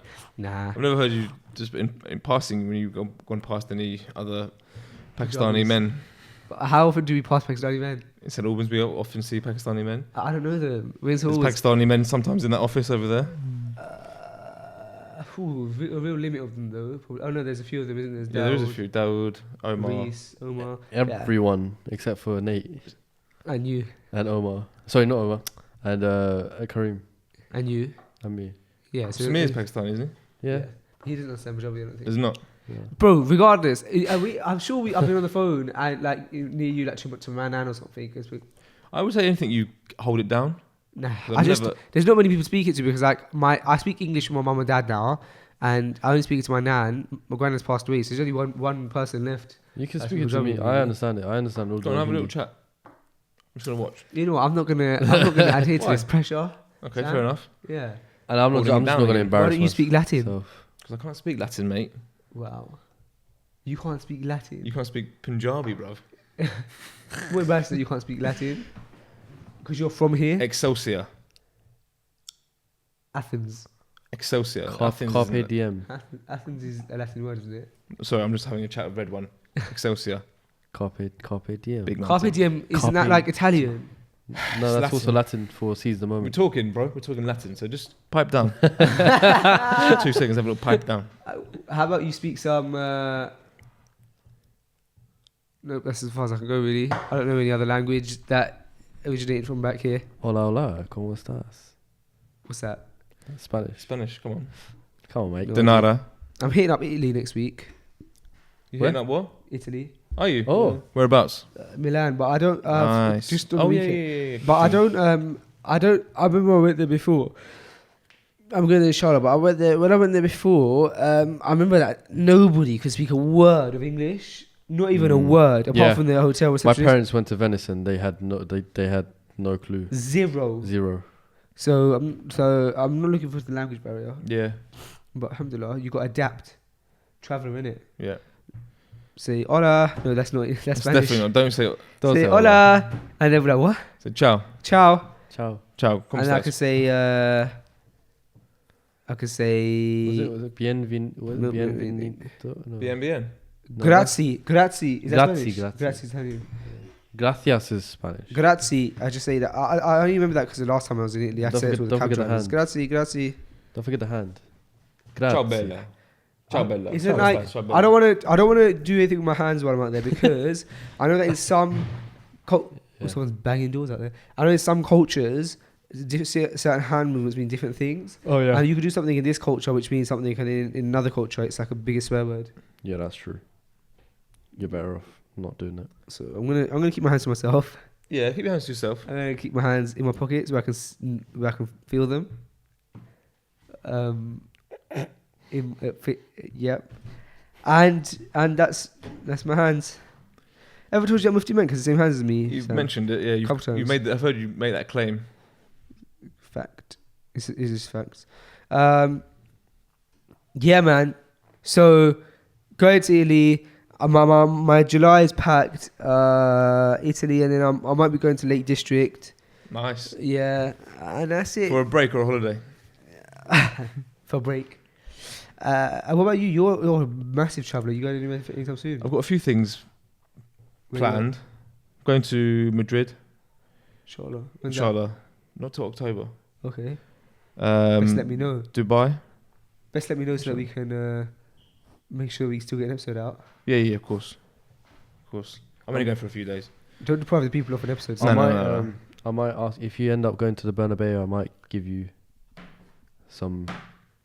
Might give you some things to move. That's all he's saying. He's got a couple links in Madrid. Yeah. And if you go Madrid, If you end up going to the pass a couple- Santiago Bernabeu to couple, see the stadium, then I might give you some money to get What me do a you need? T-shirt. Get me a jersey. I'll pay you. We can talk. We can yeah, talk. maybe he'll gift it to Are you. you Red. are you interested in? I've never Don't bring money heard into it, Sam Red. Maybe speak Sam will about gift it sports. to you. I've never heard Sam What did speak you about say? sports. I said, don't bring money into it, Red. Maybe Sam will just gift it to you. Oh no, Am I into sports? Are you? I've never heard you talk about sports. To be fair, I am into sports. what's your favourite sport? Ice hockey. When I was Why ice hockey, Sam? You seem like someone who could be into something quite Intricate. intricate. Okay, That's I not very easy accessible. I respect I that. could be wrong. who You. me? No, I don't know whether you call like martial arts sports, but Yeah. I like a very variety of stuff. He likes it rough. Football. So I used to play football about 3-4 times a week. Got really good. Got Yeah. very fit. Yeah. Ended up breaking my leg, and that changed. A few things. But I'm getting back into it now. Getting back into training after like 2 years. You play footy, don't you, lad? Yeah. We're actually, you know what? We're actually trying to set up a Flavor sponsor. We're trying to set up a whole like weekly kind of five-a-side kind of six-a-side. What did that one? New. We play six-a-side. Yeah. You know what? Sam could be our kryptonite for Nate. Shut up. I'm just asking. I messed up. Okay, five-a-side. Yeah, we're trying to set up what football team do you support, lad? Arsenal. Do you? Yeah, I'm a gunner. I'm a gunner. Did you watch their last match? Last 2 matches. Have you watched the last 2 matches? I've been busy. So you're not really a gooner, are you? Last 10 days. Not really a gooner. I'm a Muslim first. Listen, guys. So we're trying to set up a Flavour football match, and we might even make it a weekly thing. Nice. Yeah. Nice. And what I was saying is Sam could be Nate's kryptonite. Yeah. If he decides to. Nate's apparently really good at football. Basically. I can imagine. Yeah. I can imagine him being. I've heard him talk about football. Yeah, Nate's quite an athletic individual. I'm thinking about bringing. He's a swimmer as well, isn't he? Is he a swimmer? The basketballer. He's a baller. Basketballer, yeah. He's a He's a baller. baller. And a footballer. He's an all-rounder. A man of many trades. Yeah. Traits. Skills, something like that. Man of many sports. Man of many sports. Oh, badminton's another one. Got badminton in my blood. Yeah. Yeah. My dad was like state champion. Really? When he went to college. I know someone who was very, very good at netball in their heyday. Really? Yeah. It's a manly sport, that is. Is it? Did they win gold? Is it a manly sport though? Hey, who's to judge? My dad won championships in hockey in Pakistan, and so I started hockey, and I broke my finger, and I called it a day. By the way, I didn't break my legs playing football. By the way. Oh, what did you break your legs doing? It was during ice skating. Ice skating. So yeah, I think I've told this story on here. We before. play ice skating or ice hockey. Ice skating. Yeah. Not figure skating, just for everyone out there who wants to make No assumptions. one would assume that from you, Ben. Yeah. No one would assume that. Not from you. Ice skating. Maybe from Wait, from what? Me? someone else, not you. I don't know who else. Huh? Netball's a very manly sport, guys. Don't be discouraged. If any of you listeners are in your school netball team, keep going. Yeah, keep moving forward. Or play basketball if you're a male. Do you want me to get you something from Madrid? Yeah, so I'm a massive fan of both Barcelona and Real Madrid. More so Real Madrid. Are you allowed to be a fan of both? No, probably not. But I don't care. Yeah. I like the way both Reb. teams play, like, you know, and Real Madrid more so because they play such a direct form of football, and yeah, so and I like the kits that they come out with. Sam, when you train martial arts like Redwan over here, you don't care if you can't do certain things. You do them anyway. Oh, you think you can't support Barcelona and Real Madrid? Best know Red's going to be bang in the middle of the Barcelona and Real Madrid seats wearing a Real Madrid t-shirt and Barcelona shorts. What, little shorts? Huh? I'm trying to picture that. Like basketball shorts. Yeah. I'm not huge on sports. I think we've clarified that we're not huge on sports. But sports are good. Red is. Yeah. I was claiming more so now. Let's be Never honest. seen Red more play so before, Never sorry. seen Red play None of us sports. are sports. Yeah. It'll be apparent when we play the football match. I listen. I'm into the football, like playing it. Whereas Yeah, also just you play not the game of watching. I football. get you. And I was gonna play the game of football. Such a No, in university I played every week, every Wednesday. How old are you? When did you finish university? Years ago. 2 years 2 ago. years ago. Exactly. So you haven't played football for 2 years. I have. I played the most recent. I've When? been playing in. When? When did you play? I can't remember the last. You can't time. lie. So just tell me when you played. I can't remember the last time. So probably university. No. I definitely played after university. Yeah. Because I remember playing with my in-laws. Oh, that's like a family kickabout. No. Like one of the guys was my in-laws. The rest were like a team. Oh, right. They actually played with a team. Yeah. Not just in the back garden. Was it in the back No, garden? it was at goals or something like that. Right. Hey, I'm a baller. Okay, this is what I've got to say. Should we go into some current events? Yeah. Ready for current events? I am ready. Let's go into some current events. Current events. Red one. Let's carry on. Let's bang it out. Yeah. Okay. 12 minutes. Okay. It's fine. I'll keep an eye on it. All right. You just So, want- quite a few things on current events today. I'm gonna keep it lighthearted. Talk about technology. What do you guys think of like robots and AI? We've talked about this. You do enjoy a good conversation about robots and AI, don't you, Ed? Okay, so now This is like a nostalgic episode of 59. hold on. So Oh, not again. Not again. no, wait. Give me. Go on, sorry. So no. Sorry about my rude partner here, Sam. That's right. Let's talk about AI because I would like to. Nah, it's Oh, come Mike, to you've the really point changed. where they're Don't talking be about rude. You're a laws madman. now about like Sorry? laws for robots. We've definitely done Nah, this. we've kind not of talked thing. about this. Have we not done this, Sam? Laws for robots. I think we've talked about robots. One of the first ones. Yeah, we talked about AI for sure, Okay. but we haven't Have talked you got about a robot? like Would you ever like to have your own robot? Yeah. Wow, that's kind of like a really like know, man. worrying like fascination. Like, I don't know, man. It's kind of dangerous to have something at your side that does exactly what you tell it to. Yeah. It can be. You have to be careful with that. Yeah, right. You know. was it you, Ed, that said something like? I'm sure it was you that said something like, if you if your robot commits a sin, is it like on you? Are you accountable for something? Was it you that said that? I've never said that. Someone said that before. Someone said it officially grounded. If any of our listeners can remember who said that, someone was like, do you reckon if like you have a robot and then like the robot prays for you because you want people to pray that you get the reward for that prayer? I was like, yeah, definitely not. Okay, let's change it up a little bit then. All right, so there was a person. Wow, you bullied him out of that robot talk. Yeah, change that real You quick with your because you guys are 6'8" falling asleep. figure and wow, your toes. You're showing yourself up on a podcast, bullying me. People Bullying? are watching you. People are watching you. Bullying? Yeah, it'd be nasty. It'd be nasty. Calling me Mike. I'm 3 meters shorter than you, Sam. So irrelevant. You're stronger than me, aren't you? No. It looks like it. Remember Okay, that time so we when just got like a fight. That's just so Bristol? Remember that time we went to Gambia? That's a bit awkward. Was that Are you, really? are you coming to Gambia in November? Inshallah. Inshallah. That'd be nice, isn't it? Yeah, it would be really nice. We should We've carry got some on. hair. Yeah, go on, carry on. Some hair. Children are fine. We got some hair. Clippers and stuff for the children. Oh, inshallah. really? Yeah, inshallah. Wow. Yeah. So the plans are there, inshallah. Should be great. Inshallah. Yeah, man. Inshallah, the flavour team's gonna come out as well. Really? Yeah. Yeah, I remember you saying actually. Bring Glenn.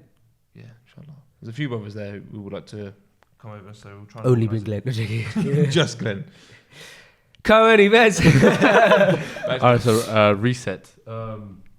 Yeah, there's a woman in Minnesota that got charged for shooting a boyfriend in an attempt to make a YouTube video. Do you think people take YouTube way too seriously now? I'm not joking. She got charged. It was supposed to be a Is your stunt. mic off mute, by the way? Yeah. Okay, sick. It was supposed to be a stunt. Wait, hold on. She wanted to make a viral YouTube video. Right, and So they were she trying to shoots her attempt a stunt. And well, she's only 19. She's quite young. So he held a book to his chest, and they tried to perform this stunt. So hold on a second. He puts way too much trust in his in this girlfriend. woman. Yeah, that's what I'm thinking. A book wouldn't stop a bullet. Yeah, but of course it wouldn't. How thick was this book? Thick book. Yeah, but And no, books can. Well, it depends how thick it is. Yeah, that'd be real thick. It's gotta be real thick. surely, man. Couple dictionaries in there, couple thesauruses, You would have thought so. Just stop a Yeah. bullet. It's a lot of momentum coming. couple Harry Potter books. It's Yeah, a long book. but she severely injured her boyfriend, and Oh, she didn't kill him. she didn't kill him. Oh, Did the bullet penetrate the yes, book yeah, into him? She essentially missed. she missed the book. What did she hit? It doesn't specify. Hold on. What the fish? No, it was. Is the video on YouTube? It probably isn't. Yeah, I doubt it. I Innit? doubt it would be. It'd probably be taken down if it was. You trust your woman that much, Sam? Nope. Nope. I don't think that your wife would be crazy enough to ask you if she can shoot you, though. But it's the crazy things that people do for YouTube views these days, isn't it? Yeah, it's true. It's true. Would you let your wife cut your hair? No. But you're asking one of the world's best barbers here. That's true. If who has a But team if she asked- who has a team of the world's best barbers. But if she he would asked- let his wife cut his hair. If she asked, you'd say no. This man has resources upon resources of amazing barbers. Yeah. I'm sure she could do. She couldn't do a good job. No, I wouldn't. Of course, I wouldn't. No, I wouldn't let anyone near my hair. No, I let her shave my back hair here. Yeah. That's about it. Too much info. Not really. Really? don't know if the listeners are interested in envisioning your back being I shaved. don't think they were interested when you described your routine in the morning, mate.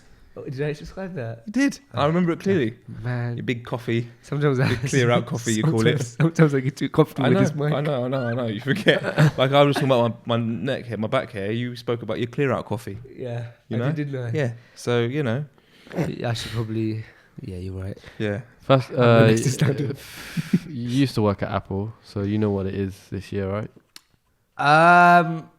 Yeah. It's 2017, which is obviously the year of the new iPhone. Which is every year, by the way. No, I don't know. It's the 10th. It's the 10th. It's the 10-year anniversary for the iPhone. No way. Yeah. It's been 10 years. Wow. People who work at Apple must be getting a lot of gifts. They used to always give gifts. They treat their employees so well, man. But it's 10 years since the iPhone came out. You know when it first came out, I was in like year 10. Wow. 10 years. Wow. It's been 10 years since the first iPhone came out. I feel so old. I'm sorry. I just to kind of take a step back. I can't. Yeah. Have we breezed over the fact this woman just shot her? It's true. It's true. I'm still like shocked. I mean, this and she was iPhone pregnant. What? She was pregnant. She's Right, pregnant. So Was she? he trusted his pregnant girlfriend to shoot him in the chest while he held up a book. I don't know if she is responsible enough to have a baby, to take care of another human being. I think he's just as bad. Have they taken away her baby when Well, it's no, born? she's pregnant, so it's not born yet. In the future. Can we skip to the future? No, right. Has they taken And so away her baby? would social services take away her baby? Most probably. Yeah, of She's course. been charged with assault. Well, not assault. Was it? Manslaughter, maybe? Attempted murder? It was consensual. She's been charged over fatal shoot. So she's been charged with like a fatally injury and something. That'd be like GBH with a firearm. Yeah. Or Even though he ABH. studied, Probably, but It can't be manslaughter It's like because he's no, still it's alive. not because he's not dead. Can't be attempted murder because... it could be attempted murder, I suppose. But I don't think it's attempted murder because she didn't intend to murder him. I wouldn't know how I'd feel if I was in his position, really. Here's the thing, Red. I trust my wife. Oh, I really trust my wife. Yeah. My wife asked me if she could shoot me with a book and say, listen, we're going to get some ruqyah done. You're coming with me. We're just going to do a couple checkups. So, that's out of the equation, I'm afraid. Yeah, so the iPhone, huh? Yeah, man. How'd you feel about that? Do you have any? I mean, when you used to work in Apple, did they used to ever give you any kind of information about what was coming out, or it would just come out? So what happens is, first of all, we had to sign a contract saying that we can't talk about what it's like to work at Apple, which I'll try not to break. I don't go into details. So there's not much I can talk about. Literally the only reason is because I know that Islamically, if you sign a contract and you know your word, regardless of if you sign a contract with a Muslim or non-Muslim, you have to stick to it. So I wouldn't go into too much detail. What I would say is that we didn't really find things out until Release. we'd either find things out around the same time as the public or like 10 minutes before. So like, let's say if like the new iPhone drops, we don't get to see the new iPhone until 10 minutes before the customers can, just because we're in the store while they're setting it up. That's it. So there wasn't Apple are very secretive right at the top. So yeah, we didn't really know any secrets and stuff. No. What do you guys think of like the new models coming out every year and like new people going and buying it and going crazy? It's just making money in it, really. Like you think with the last iPhone, they had all of the technology to do what they did with this iPhone, for example, but they always still going to just give all of the... Bro, I was watching a video that was saying, do you honestly think with all the technology that exists in the world that they can't create a glass that like wouldn't break now? Yeah, for sure. Of course they can, but that's so much money for them. Do you know what I mean? Like every time you go ask people to take it to Apple, they get P. Of course. I There's so much money for replaced them, mine but this week. Did you? Yeah. From Apple? Nah. Yeah, it's tough, man, because... Now I've touched it from somewhere else. I can't get it done on Apple, can I? That's one thing. And second of all, no matter who tries to say they have got an original Apple screen, nobody has an original Apple screen other than Apple or authorized Apple resellers, which you can check who they are through the Apple website. Yeah. And if you get it done from your local store, I guarantee they're not authorized Apple reseller. Yeah. And it causes you a lot of issues because when I used to work there... Have you still not got yours fixed from Gambia? Correct. SubhanAllah, man. When I used to work there, regardless of if it takes 1 month, 6 months or a year... what I found is that if you ever get your screen replaced from outside Apple, at some point it's gonna mess up. Yeah. It's just a ticking time bomb. So you just decided just to leave it all smashed? You must be accustomed to them now. I just used to it, bro. Yeah. Yeah. I should get it I've sorted. had 2 new screens since I've taped you mine smashed up. that. Really? Yeah. Alhamdulillah. But no, just because the one it broke at the top last time, and when I was speaking on the phone, I could actually feel the glass going to my ear. How much does it cost? I got 45 quid yesterday. No, I meant in Apple. Oh, an Apple, I don't know, man. Apple is around like 79, I think. Yeah, it's for about the 100 quid, small- isn't it? Bro, so when's the new iPhone coming out? September, obviously, right? Probably gonna be And what is it September. going to be called? The iPhone 8? I haven't. What is the latest iPhone? 7? No, well, the one that's just out. Well, the most recent one is iPhone 7. Okay, so it'll probably So be I'm like thinking it'll be 7S or iPhone something. 7S. And what? How much do iPhones go for by the end? Like 600. Well, 7 I think right now goes for minimum of like 6. Yeah, it's a joke. And then the rest of nearly 700 actually. I'm probably gonna get my screen replaced. Maybe even tomorrow. I think you'd be surprised how nice it will be for you. I think I deserve it. You do deserve it. It's been a while since Gambia. Yeah, it's been over. It's been 7 or 8 months. Almost 20 episodes of Freshly Grounded. For the whole 20 episodes of Freshly Grounded, I had a smashed screen. I feel like the bigger ones are more fragile. I've broken mine like 3 times. That's why I'm not. Did you keep anything on yours? Yeah, I had a case on it, and it still fell on the corner. And what I don't understand is Samsung have managed to put on, glass that's pretty much impenetrable. Oh, of course, Apple could do it as well, couldn't they? Yeah, but I broke my iPad as well. Did you? Yeah, I got that replaced as well. Oh no way. Have either of you been to Morocco? Yes. Yeah, numerous times. Have you actually went witnessed We did at the same time. Yeah, so you went to Morocco. Have you guys actually witnessed the goats on the trees? Yes. Goats on the trees? Yeah, they climb on the there's trees. goats that climb. Oh, the really? tree. Yeah, I've seen it. No, I don't think I saw that. Yeah. Really? What did they? Why did they do that? They eat from the tree. And Yeah, they just there's chill in a the shade. Ah, It's quite a regular occurrence. that's cool. But yeah, no. So I was reading up on something like that. I just wanted to know if you Yeah, guys they actually got the tree. They got the tree. seen That's that. interesting. But yeah, the other piece of so recently I've been getting into using drones quite a lot. I love drones now, and they're actually gonna start using it for like medical usage. So like drones to drop off defibrillators Yeah. to like emergency situations. Yeah, and makes they're sense. testing it out in Sweden, which is pretty phenomenal if you think about it. Amazon use it already, don't they? For Amazon Prime. Really? Do they? Yeah, you can I don't know if it's not activated here, but you can order. Let's say you order something, it can come to you straight away on drone. Really? Wow. You don't know that? No, we don't know as much as you. Wow. Thanks for telling us, though. That sounds incredible. Yeah, man. That's the future, man. Like, so Amazon Prime. Let's say if I want to order, let's say right now I'm in the office, I need to order some printer ink. Yeah. You see on that whiteboard over there, Mahdi's written nicely. Faisal's checklist, order printer ink. I could just order it right now, and by drone it would get here from the Amazon warehouse. Would you then have to go outside and get it, or would it be able to go? It could come to it probably come. Yeah, probably come to the door, so I'd have to go outside to get it. In my house, it could probably come to my window, maybe. That's the future of technology, man. So drones are going to be like that. Also, when I was studying in uni, we went to visit Cardiff Prison, and we were talking to them about like how they get their drugs and stuff. And a lot of them get their drugs through drones, Yeah. to the window, and then they pick it up. Drones are big, man. Drones are big. Drones are up and coming.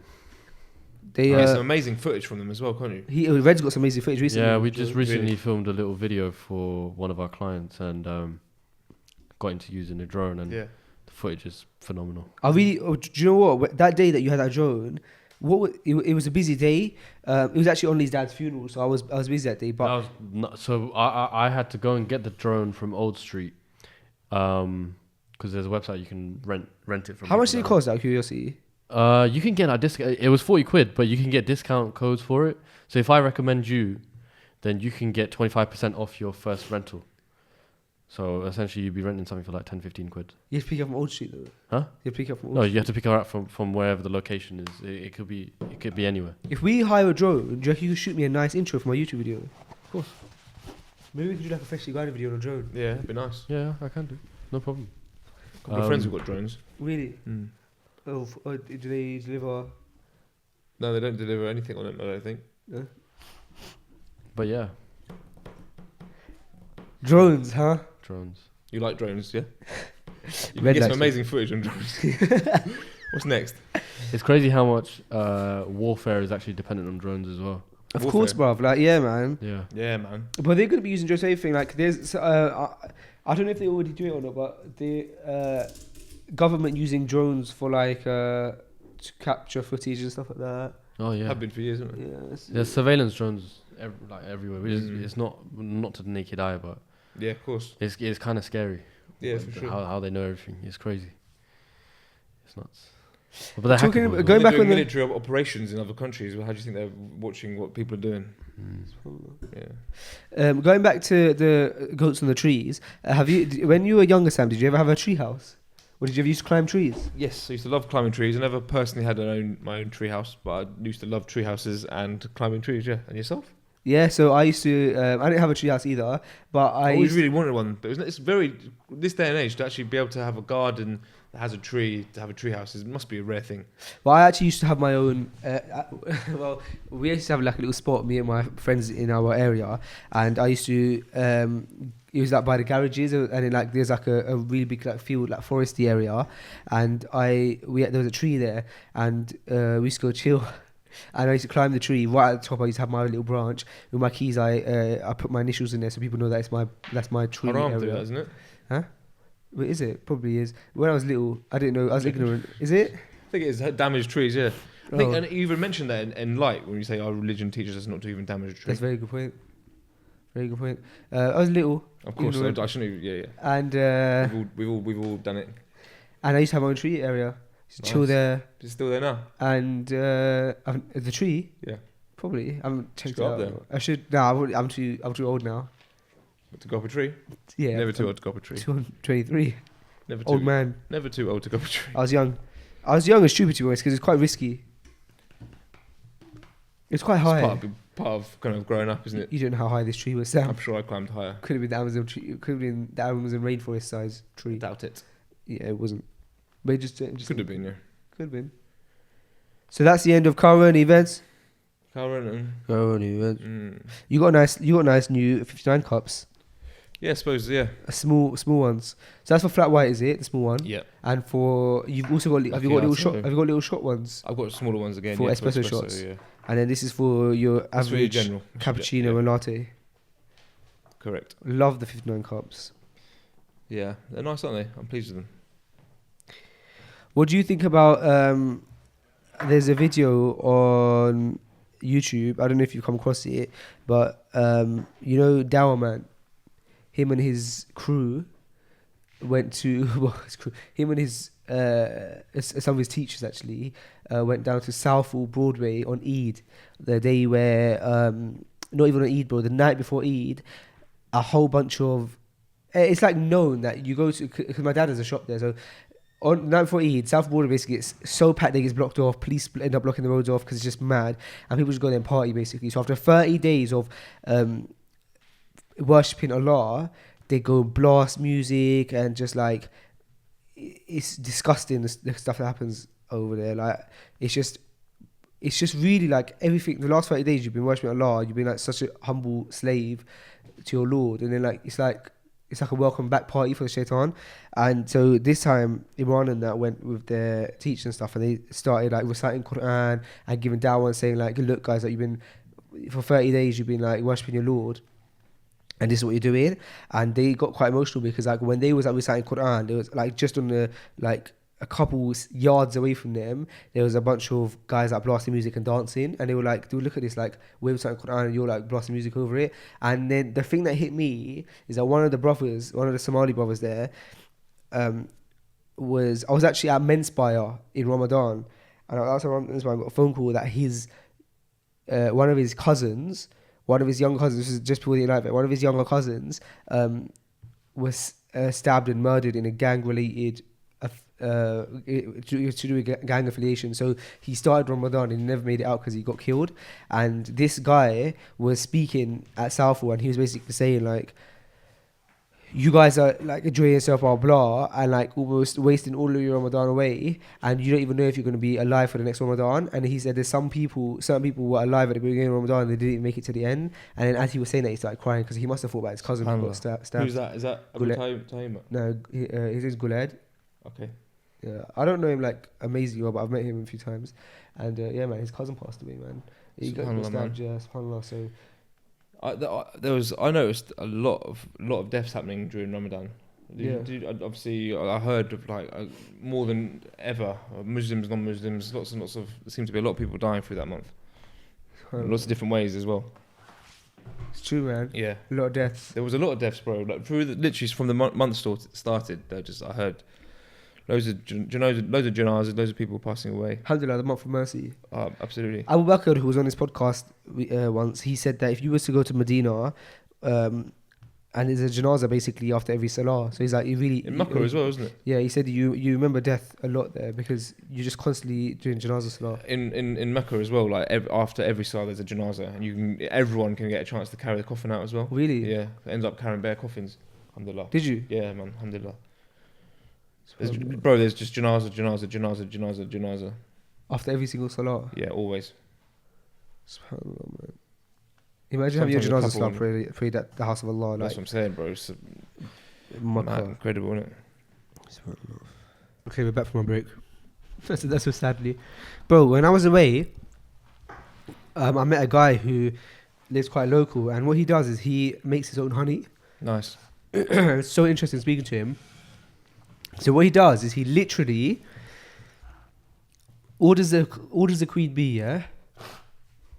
So he has a honey thing, yeah? Like a what is it called? Beehive. Something like that, yeah. Yeah, a hive. Yeah, hive, yeah. He orders a queen bee from like wherever, from like Brazil and that or whatever. And then it gets to him. Is it from Brazil? Who? The guy? No, the queen bee. Maybe you just said that, so I just want to clarify. Well, he actually orders a bee from Brazil. He orders a bee from somewhere far. I don't know why Brazil is in my head. Fine. And maybe he said that. And then the bee comes, and then like all of the other little bees go and pollinate, and they come back, and then they come and they make honey, and then he like puts it in jars and sells it. But anyway, what's mad, yeah, is that he was telling me how intelligent bees are. Like they go away, and they go away for like quite a big radius. They go like do their thing, and then they always come back to the same beehive. How mad is that? That is mad. Do you know much about bee pollen? I don't know anything. Someone recommended you bee pollen the other day. What was these? Oh, but you were away those 10 days. I was away, so I didn't get to reply. Yeah, I need to reply to that. He sent me a very interesting video on bee pollen. Very interesting bee pollen. I recommend people to look into bee pollen. What did he say? He just advised it to you with no particular backing, but then he sent me. He says because my hay fever. Yeah. Okay. Yeah. I don't want to do injustice to the video I watched because I can't remember the exact details, but it's more or less bees going around collecting tiny bits of pollen from each, but all coming together and it all getting compressed basically. Really? That's a very like. There's a go on YouTube and search bee pollen. There'll be like a bit more of an in-depth explanation. But it's incredible. It's so good for you, man. It's unbelievable. I've been having bee pollen like for years. Have you been having it for years? Is that your secret? Is that why you look so great? Huh? Is that your secret? My secret? Yeah. For like being healthy stuff. No. Because I don't often see you unwell and stuff. I don't see you unwell and stuff often. Probably because he's at home ill. What? If he's ill, he'll be at home, wouldn't he? He didn't take much days off though. I'm not gonna lie, when I get ill, I get very ill. Really? Yeah. I came across Red and the second time I saw him, he was ill. Really? Yeah. Maybe I just got bad memory. Yeah. That's believable. Yeah. Well, maybe it's the fact that you have too much bee pollen. So you like bee pollen, yeah? I do like it, yeah. What is it? What form it does it doesn't taste like particularly good or anything. He's been having it for years. Asking. What form does it come in? It's like the ones that I have in. I don't know whether have you heard of a company called Forever Living Products? Okay, so they do like aloe vera based products, supplements for like obviously everyday living and health. And one of those is just pure bee pollen, and it looks like these little tiny like flat tablets, and they're kind of like, they're not sticky, but they're a little bit moist, and it just looks like conglomerated material. I didn't know until now that it's actually just all clogged up pollen. Wow. And then you just take it like a tablet. It's just a bit sweet and... Oh, you have to chew it? Yeah, it's got a weird taste. No, you don't have to chew it, you just swallow it. That sounds interesting. Swallow it with water. Too much of anything is bad for you, isn't it? Even too much water. Yeah. I have when I wake up... What's making you laugh, Sam? Nothing. It's a good. It's very good. I agree with that statement. What? Too much of anything is bad for you. Yeah. It's true. Like can't one argue or that. 2 tablets in the morning is enough. Sorry? 1 or 2 tablets in the morning is enough. Every day. every day. And you So I have those, and I have. So you took 2 of them this morning. I have Arctic Sea fish oil. Fish oil's good. Did you take that this morning? Yeah. So I take. We can make a lot of jokes. Go on then. I'm not gonna, because it'll be racist. Is it going to be Racist? Why would you promote racism on Freshly Grounded? I've told you about this, man.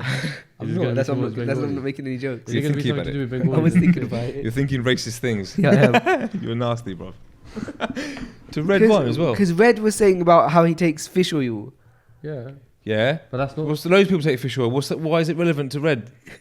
Shut up. Why is it relevant It's to got Red? something to do with Bengalis and eating fish. Oh, well, again, is he still Oh, on that? Sam. We're going back there again. You've been in this country too long, mate. Yeah, I've had it. Racist. Oh, so you're saying this country's racist? Hmm? What's this country got to do with me being... Love this country. Right. What? I'm born and brought up here. Born and bred. I'm a born and bred London boy. Non-bread. born and non-bred. Maybe it's because I'm a Londoner.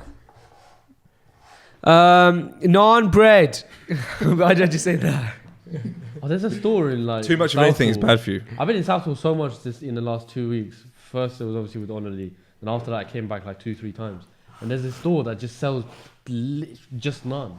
It's called Naan Dukan. Naan Dukan, that's yeah, the one. Dukan. Really? Dukan means shop. Yeah, It's called Naan Naan Dukan. Dukan. And it literally Wow. does like Does it do plain well? naan. It does like cheese naan. Where it does, yeah. Fresh naan or Fresh naan. Yeah. It's- Fresh naan. In the back, they just bang out bare Yeah. naan, yeah? They package it. hell? What do they do out back? Yeah, they make loads of them. They make loads of naan. Yeah.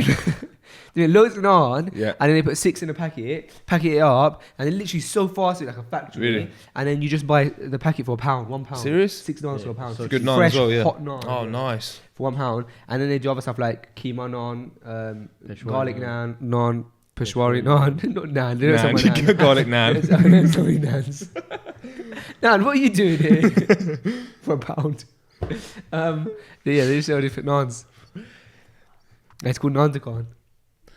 And Interesting. Have you ever been to Chaiwala? Their promo code. Chaiwala's I love Chaiwala.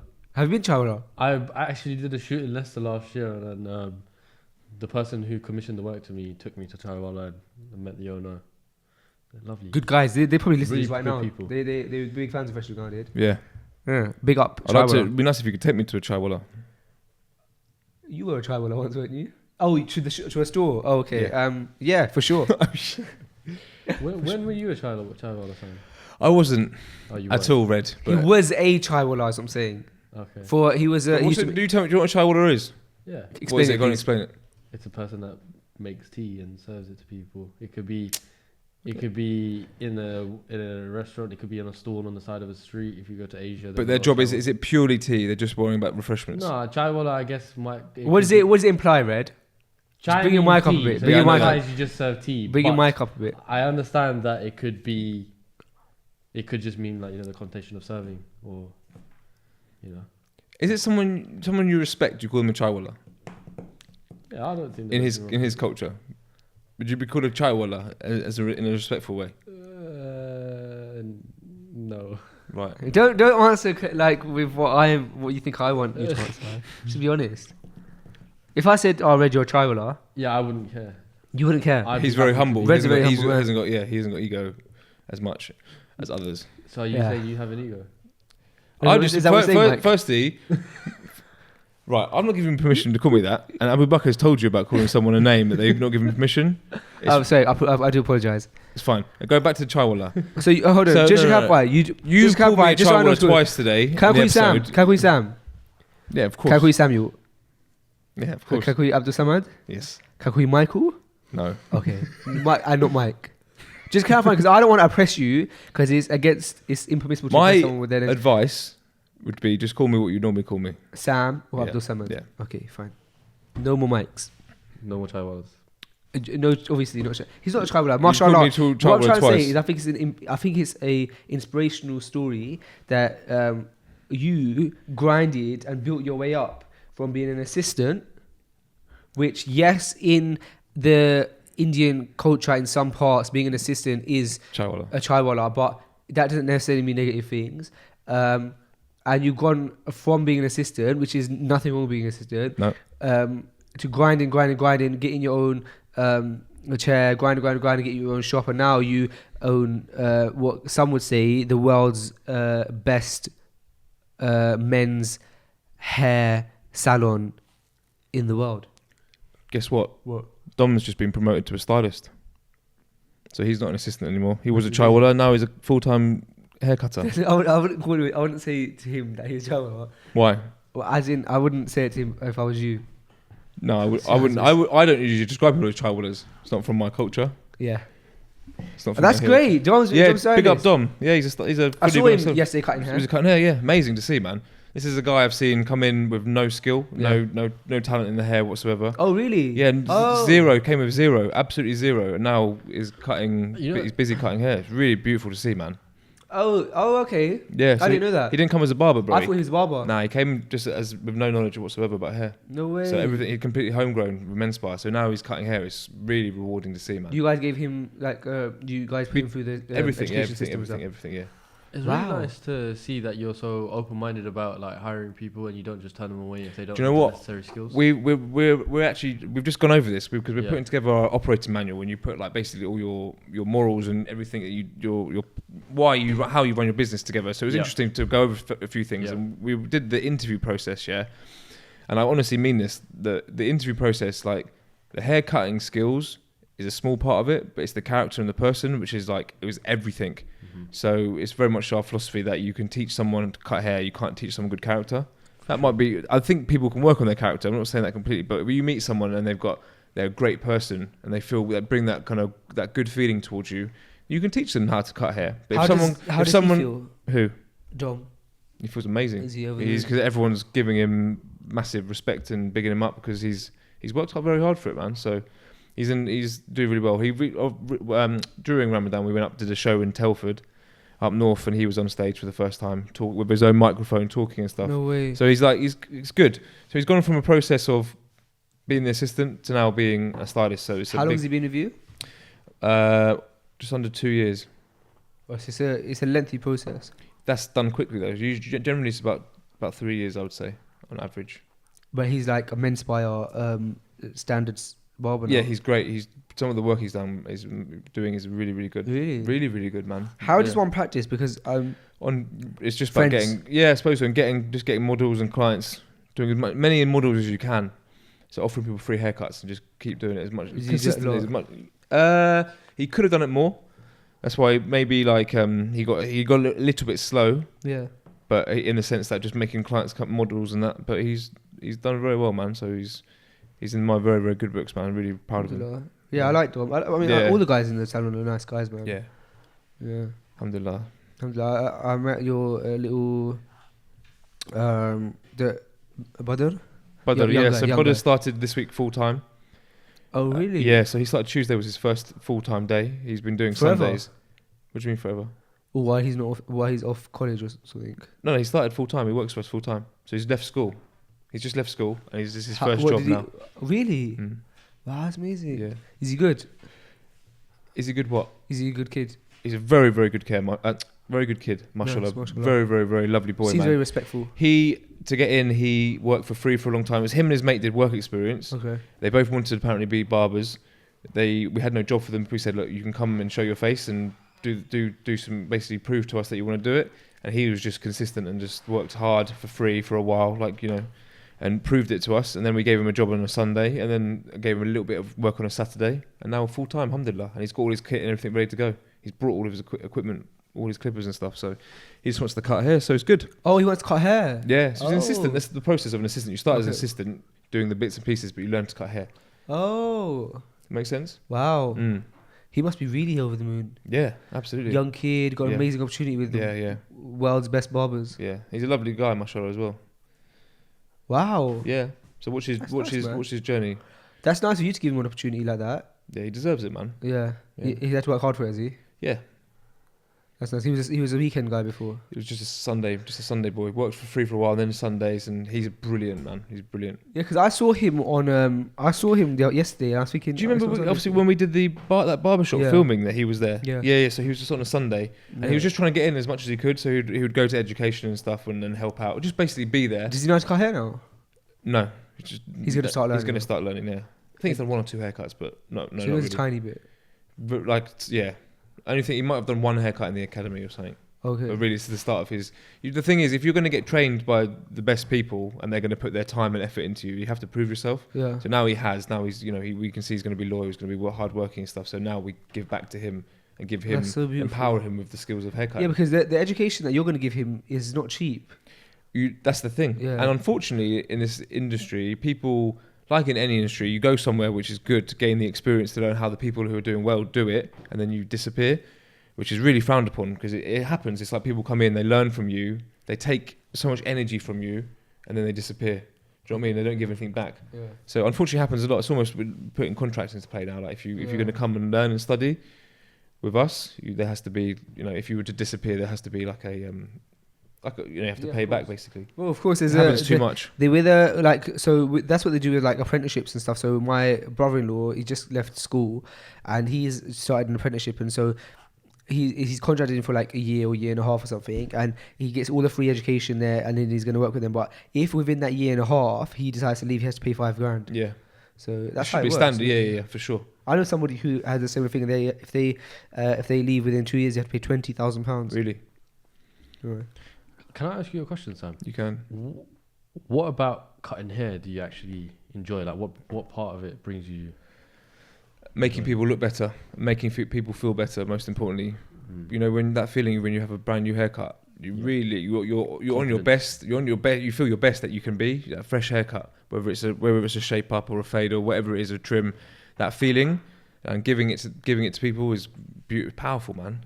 You make people happy, bro. It's easy to make people happy, man. And then obviously it's aesthetics. You're talking about what you look like, but it's a massive. We all know it's a massive part of it. Yeah, you look good. You feel good. You feel good. That's it. Yeah. So that probably. And do you know what? Changing people, seeing someone who needs a trim and then trimming it and making them look like a new person is a very rewarding feeling. So giving them that confidence gives you satisfaction. And what about the process of actually cutting? The end result. It's almost an art. It is an art.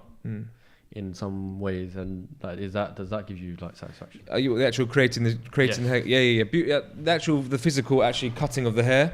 Every process is very enjoyable, man. Is Hanan's hair one of your favorite hairs to cut? No.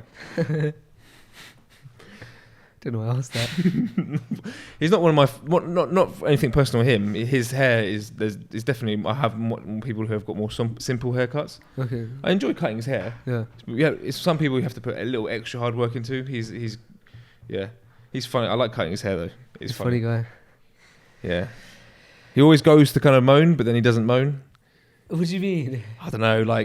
He always goes, "Oh, that's definitely shorter than last time." I said, "It's not. It's exactly the same." He goes, "I love it, but it's definitely shorter." He always throws little things in like that. So I say, "Oh, whatever. You're gonna moan anyway." I'll just chuck in the mirror and say, "Go on, get out of here." Yeah. I'm looking forward to get my hair cut by. I'm just. We can. I'm an easy man to please though when it comes to cutting my hair. It's If you like it short, we could rebrand you a little bit. It's nice. We could. Yeah. I'm square you up a little bit. I'm going for the more. I think it looks good long. I know you do, but you're not Barber, are you? Yeah, the thing is though, I'll just square. Do you know what? Who am I? Look at his head. Who on earth am I? See the quiffy bit? Yeah. See, it's like almost overpowered with the weight on here and here. Imagine if the side bits here were a little bit tighter and that bit on top was a little bit tighter, and it just emphasised that front bit. You see that shape? Yeah, I see what you're saying. That's it. That's what I'm saying. That's what I'm saying. Because right now it's like it's a bit too long. I would prefer the top a bit nicely. The front bit is very nice. Just the back bit needs to be just tamed a little. The barber you have right now, is that the same barber you go to all the time? Yeah, pretty much. I mean, I was waiting for Sam, but I was forced to go to the. Is he a good barber? Does he have qualifications? He has got qualifications. He's a good barber. He's more a nice person than a good barber, and I trust him. But yeah, I know a couple of good barbers who also have nice personalities. Yeah, in St Albans. He's actually very straightforward and very stern, but at heart, you know, his Like you, innit? his morals you and as well. principles are quite, you know, he's always out for like helping people and stuff. That's good. That's good. You're quite stern and straightforward, aren't you, Sam? I It's wouldn't scary say Sam sometimes. Stern. You want to say Sam Stern? No. You need to travel with him. He's a good guy. He gets things done. Huh? He's a gets things doneer. That's fine. But Yeah, it's a Stern, great like, personality trait. I feel like Stern comes with like No, not negative stern. A stern like I want on job. Do you organised know what I on mean? job, yeah. Not like a waste of timer. Like you? I'm a bit of a waste of time at times. So am I. Nah, I don't see it. All right, guys. Did you enjoy travelling with me? They say they only really know someone when you travel with them. Yeah. I heard someone say that. Did you ignore my question then? No, I'm just gonna. Okay, yeah. I'm gonna answer it, inshallah. I heard someone say that a lot of people often. I haven't verified this, but someone said a lot of people say that that's a quote from Prophet Muhammad, peace be upon him, that you know someone once you travel with them or live with them or do business with them. But apparently, it's actually a quote from Umar ibn al-Khattab. Oh, is it? Apparently. Yeah. Be worth checking, but that's what someone told me, like a student knowledge. Did I enjoy travelling with you? On what occasion? The Bristol. Yes. I've only travelled with you properly in Bristol, innit? And Gambia, Gambia. we didn't really know each other too well. We still travel together. Yeah, right, fine. Gambia, I love travelling with you. Bristol, I also love travelling with you. Yeah, of course, bro. Like, bro, it's a brotherhood, innit? There's no feeling like when two people are connected only for the sake of Allah. How can they not be barakah in it? Do you know what I mean? So, alhamdulillah, I think that I know what would bug you out, so I'll try and stay away from them things. Likewise. Like, and so then if people have understanding, because everybody in the world has things that personality traits that oh, if I do this, it's just going to annoy them because that's just what they like. So as long as everybody plays to each other's strengths and weaknesses, I think it's perfect. You know what I mean? So man, alhamdulillah. We had a nice trip. We drove down. What time did we? So I was getting my hair cut that day, so I was in your end. So you came and met. I picked you up from your house. We drove down. Took about 2 hours. Had a lovely drive down. Yeah. Scenery. Yeah. Stopped at a service station. Yeah. And then we eventually got to Bristol. Went straight to the hotel, and we had a proper laugh, didn't we? Yeah. Like we just had a proper laugh the whole time. Yeah. And then got to the hotel. Hotel was nice. Shot the episode. Went to see Boazi, shot an episode with him, came back to the hotel, had a laugh in the evening because our card became inactive and stuff like that. That's right. And then, yeah, man, like it was calm, but I had a really good time. What about you? Yeah, great time. Would love to have gone for a swim. Yeah, and a quick gym sesh. Would have loved to. How late did we wake? What happened? Did we wake up late? Well, We went to sleep late for so sure. you obviously, yeah, I must have stepped in. Really? Nah, you wanted to leave. It was 9 o'clock originally. Oh, that yeah. then got pushed to 10. To be fair, Yeah. it was No, the right but thing to do. It was we the would right have thing to we do. would have had to wake up. It wouldn't have worked. If we were fasting and stuff, it wouldn't have worked. And also, we got back just perfectly in time for Jummah. We did, yeah. Yeah, We did, yeah. We went straight back to Jummah straight away, Went didn't we? to St Albans. It couldn't have been time better. Alhamdulillah. Alhamdulillah. Well, who was doing the khutbah there? Was it a good? It was done by the brother who was talking about what the khutbah was about Yemen. That's right. Yeah. Do you remember it now? Yes, I do. Yes, that's right. Yeah. Abdul Qadir. Yeah. Have you seen Abdul Qadir before? No. Mashallah, he's on the net and that. Is He's it? good, man. Yeah, mashallah, really, really inspiring. He runs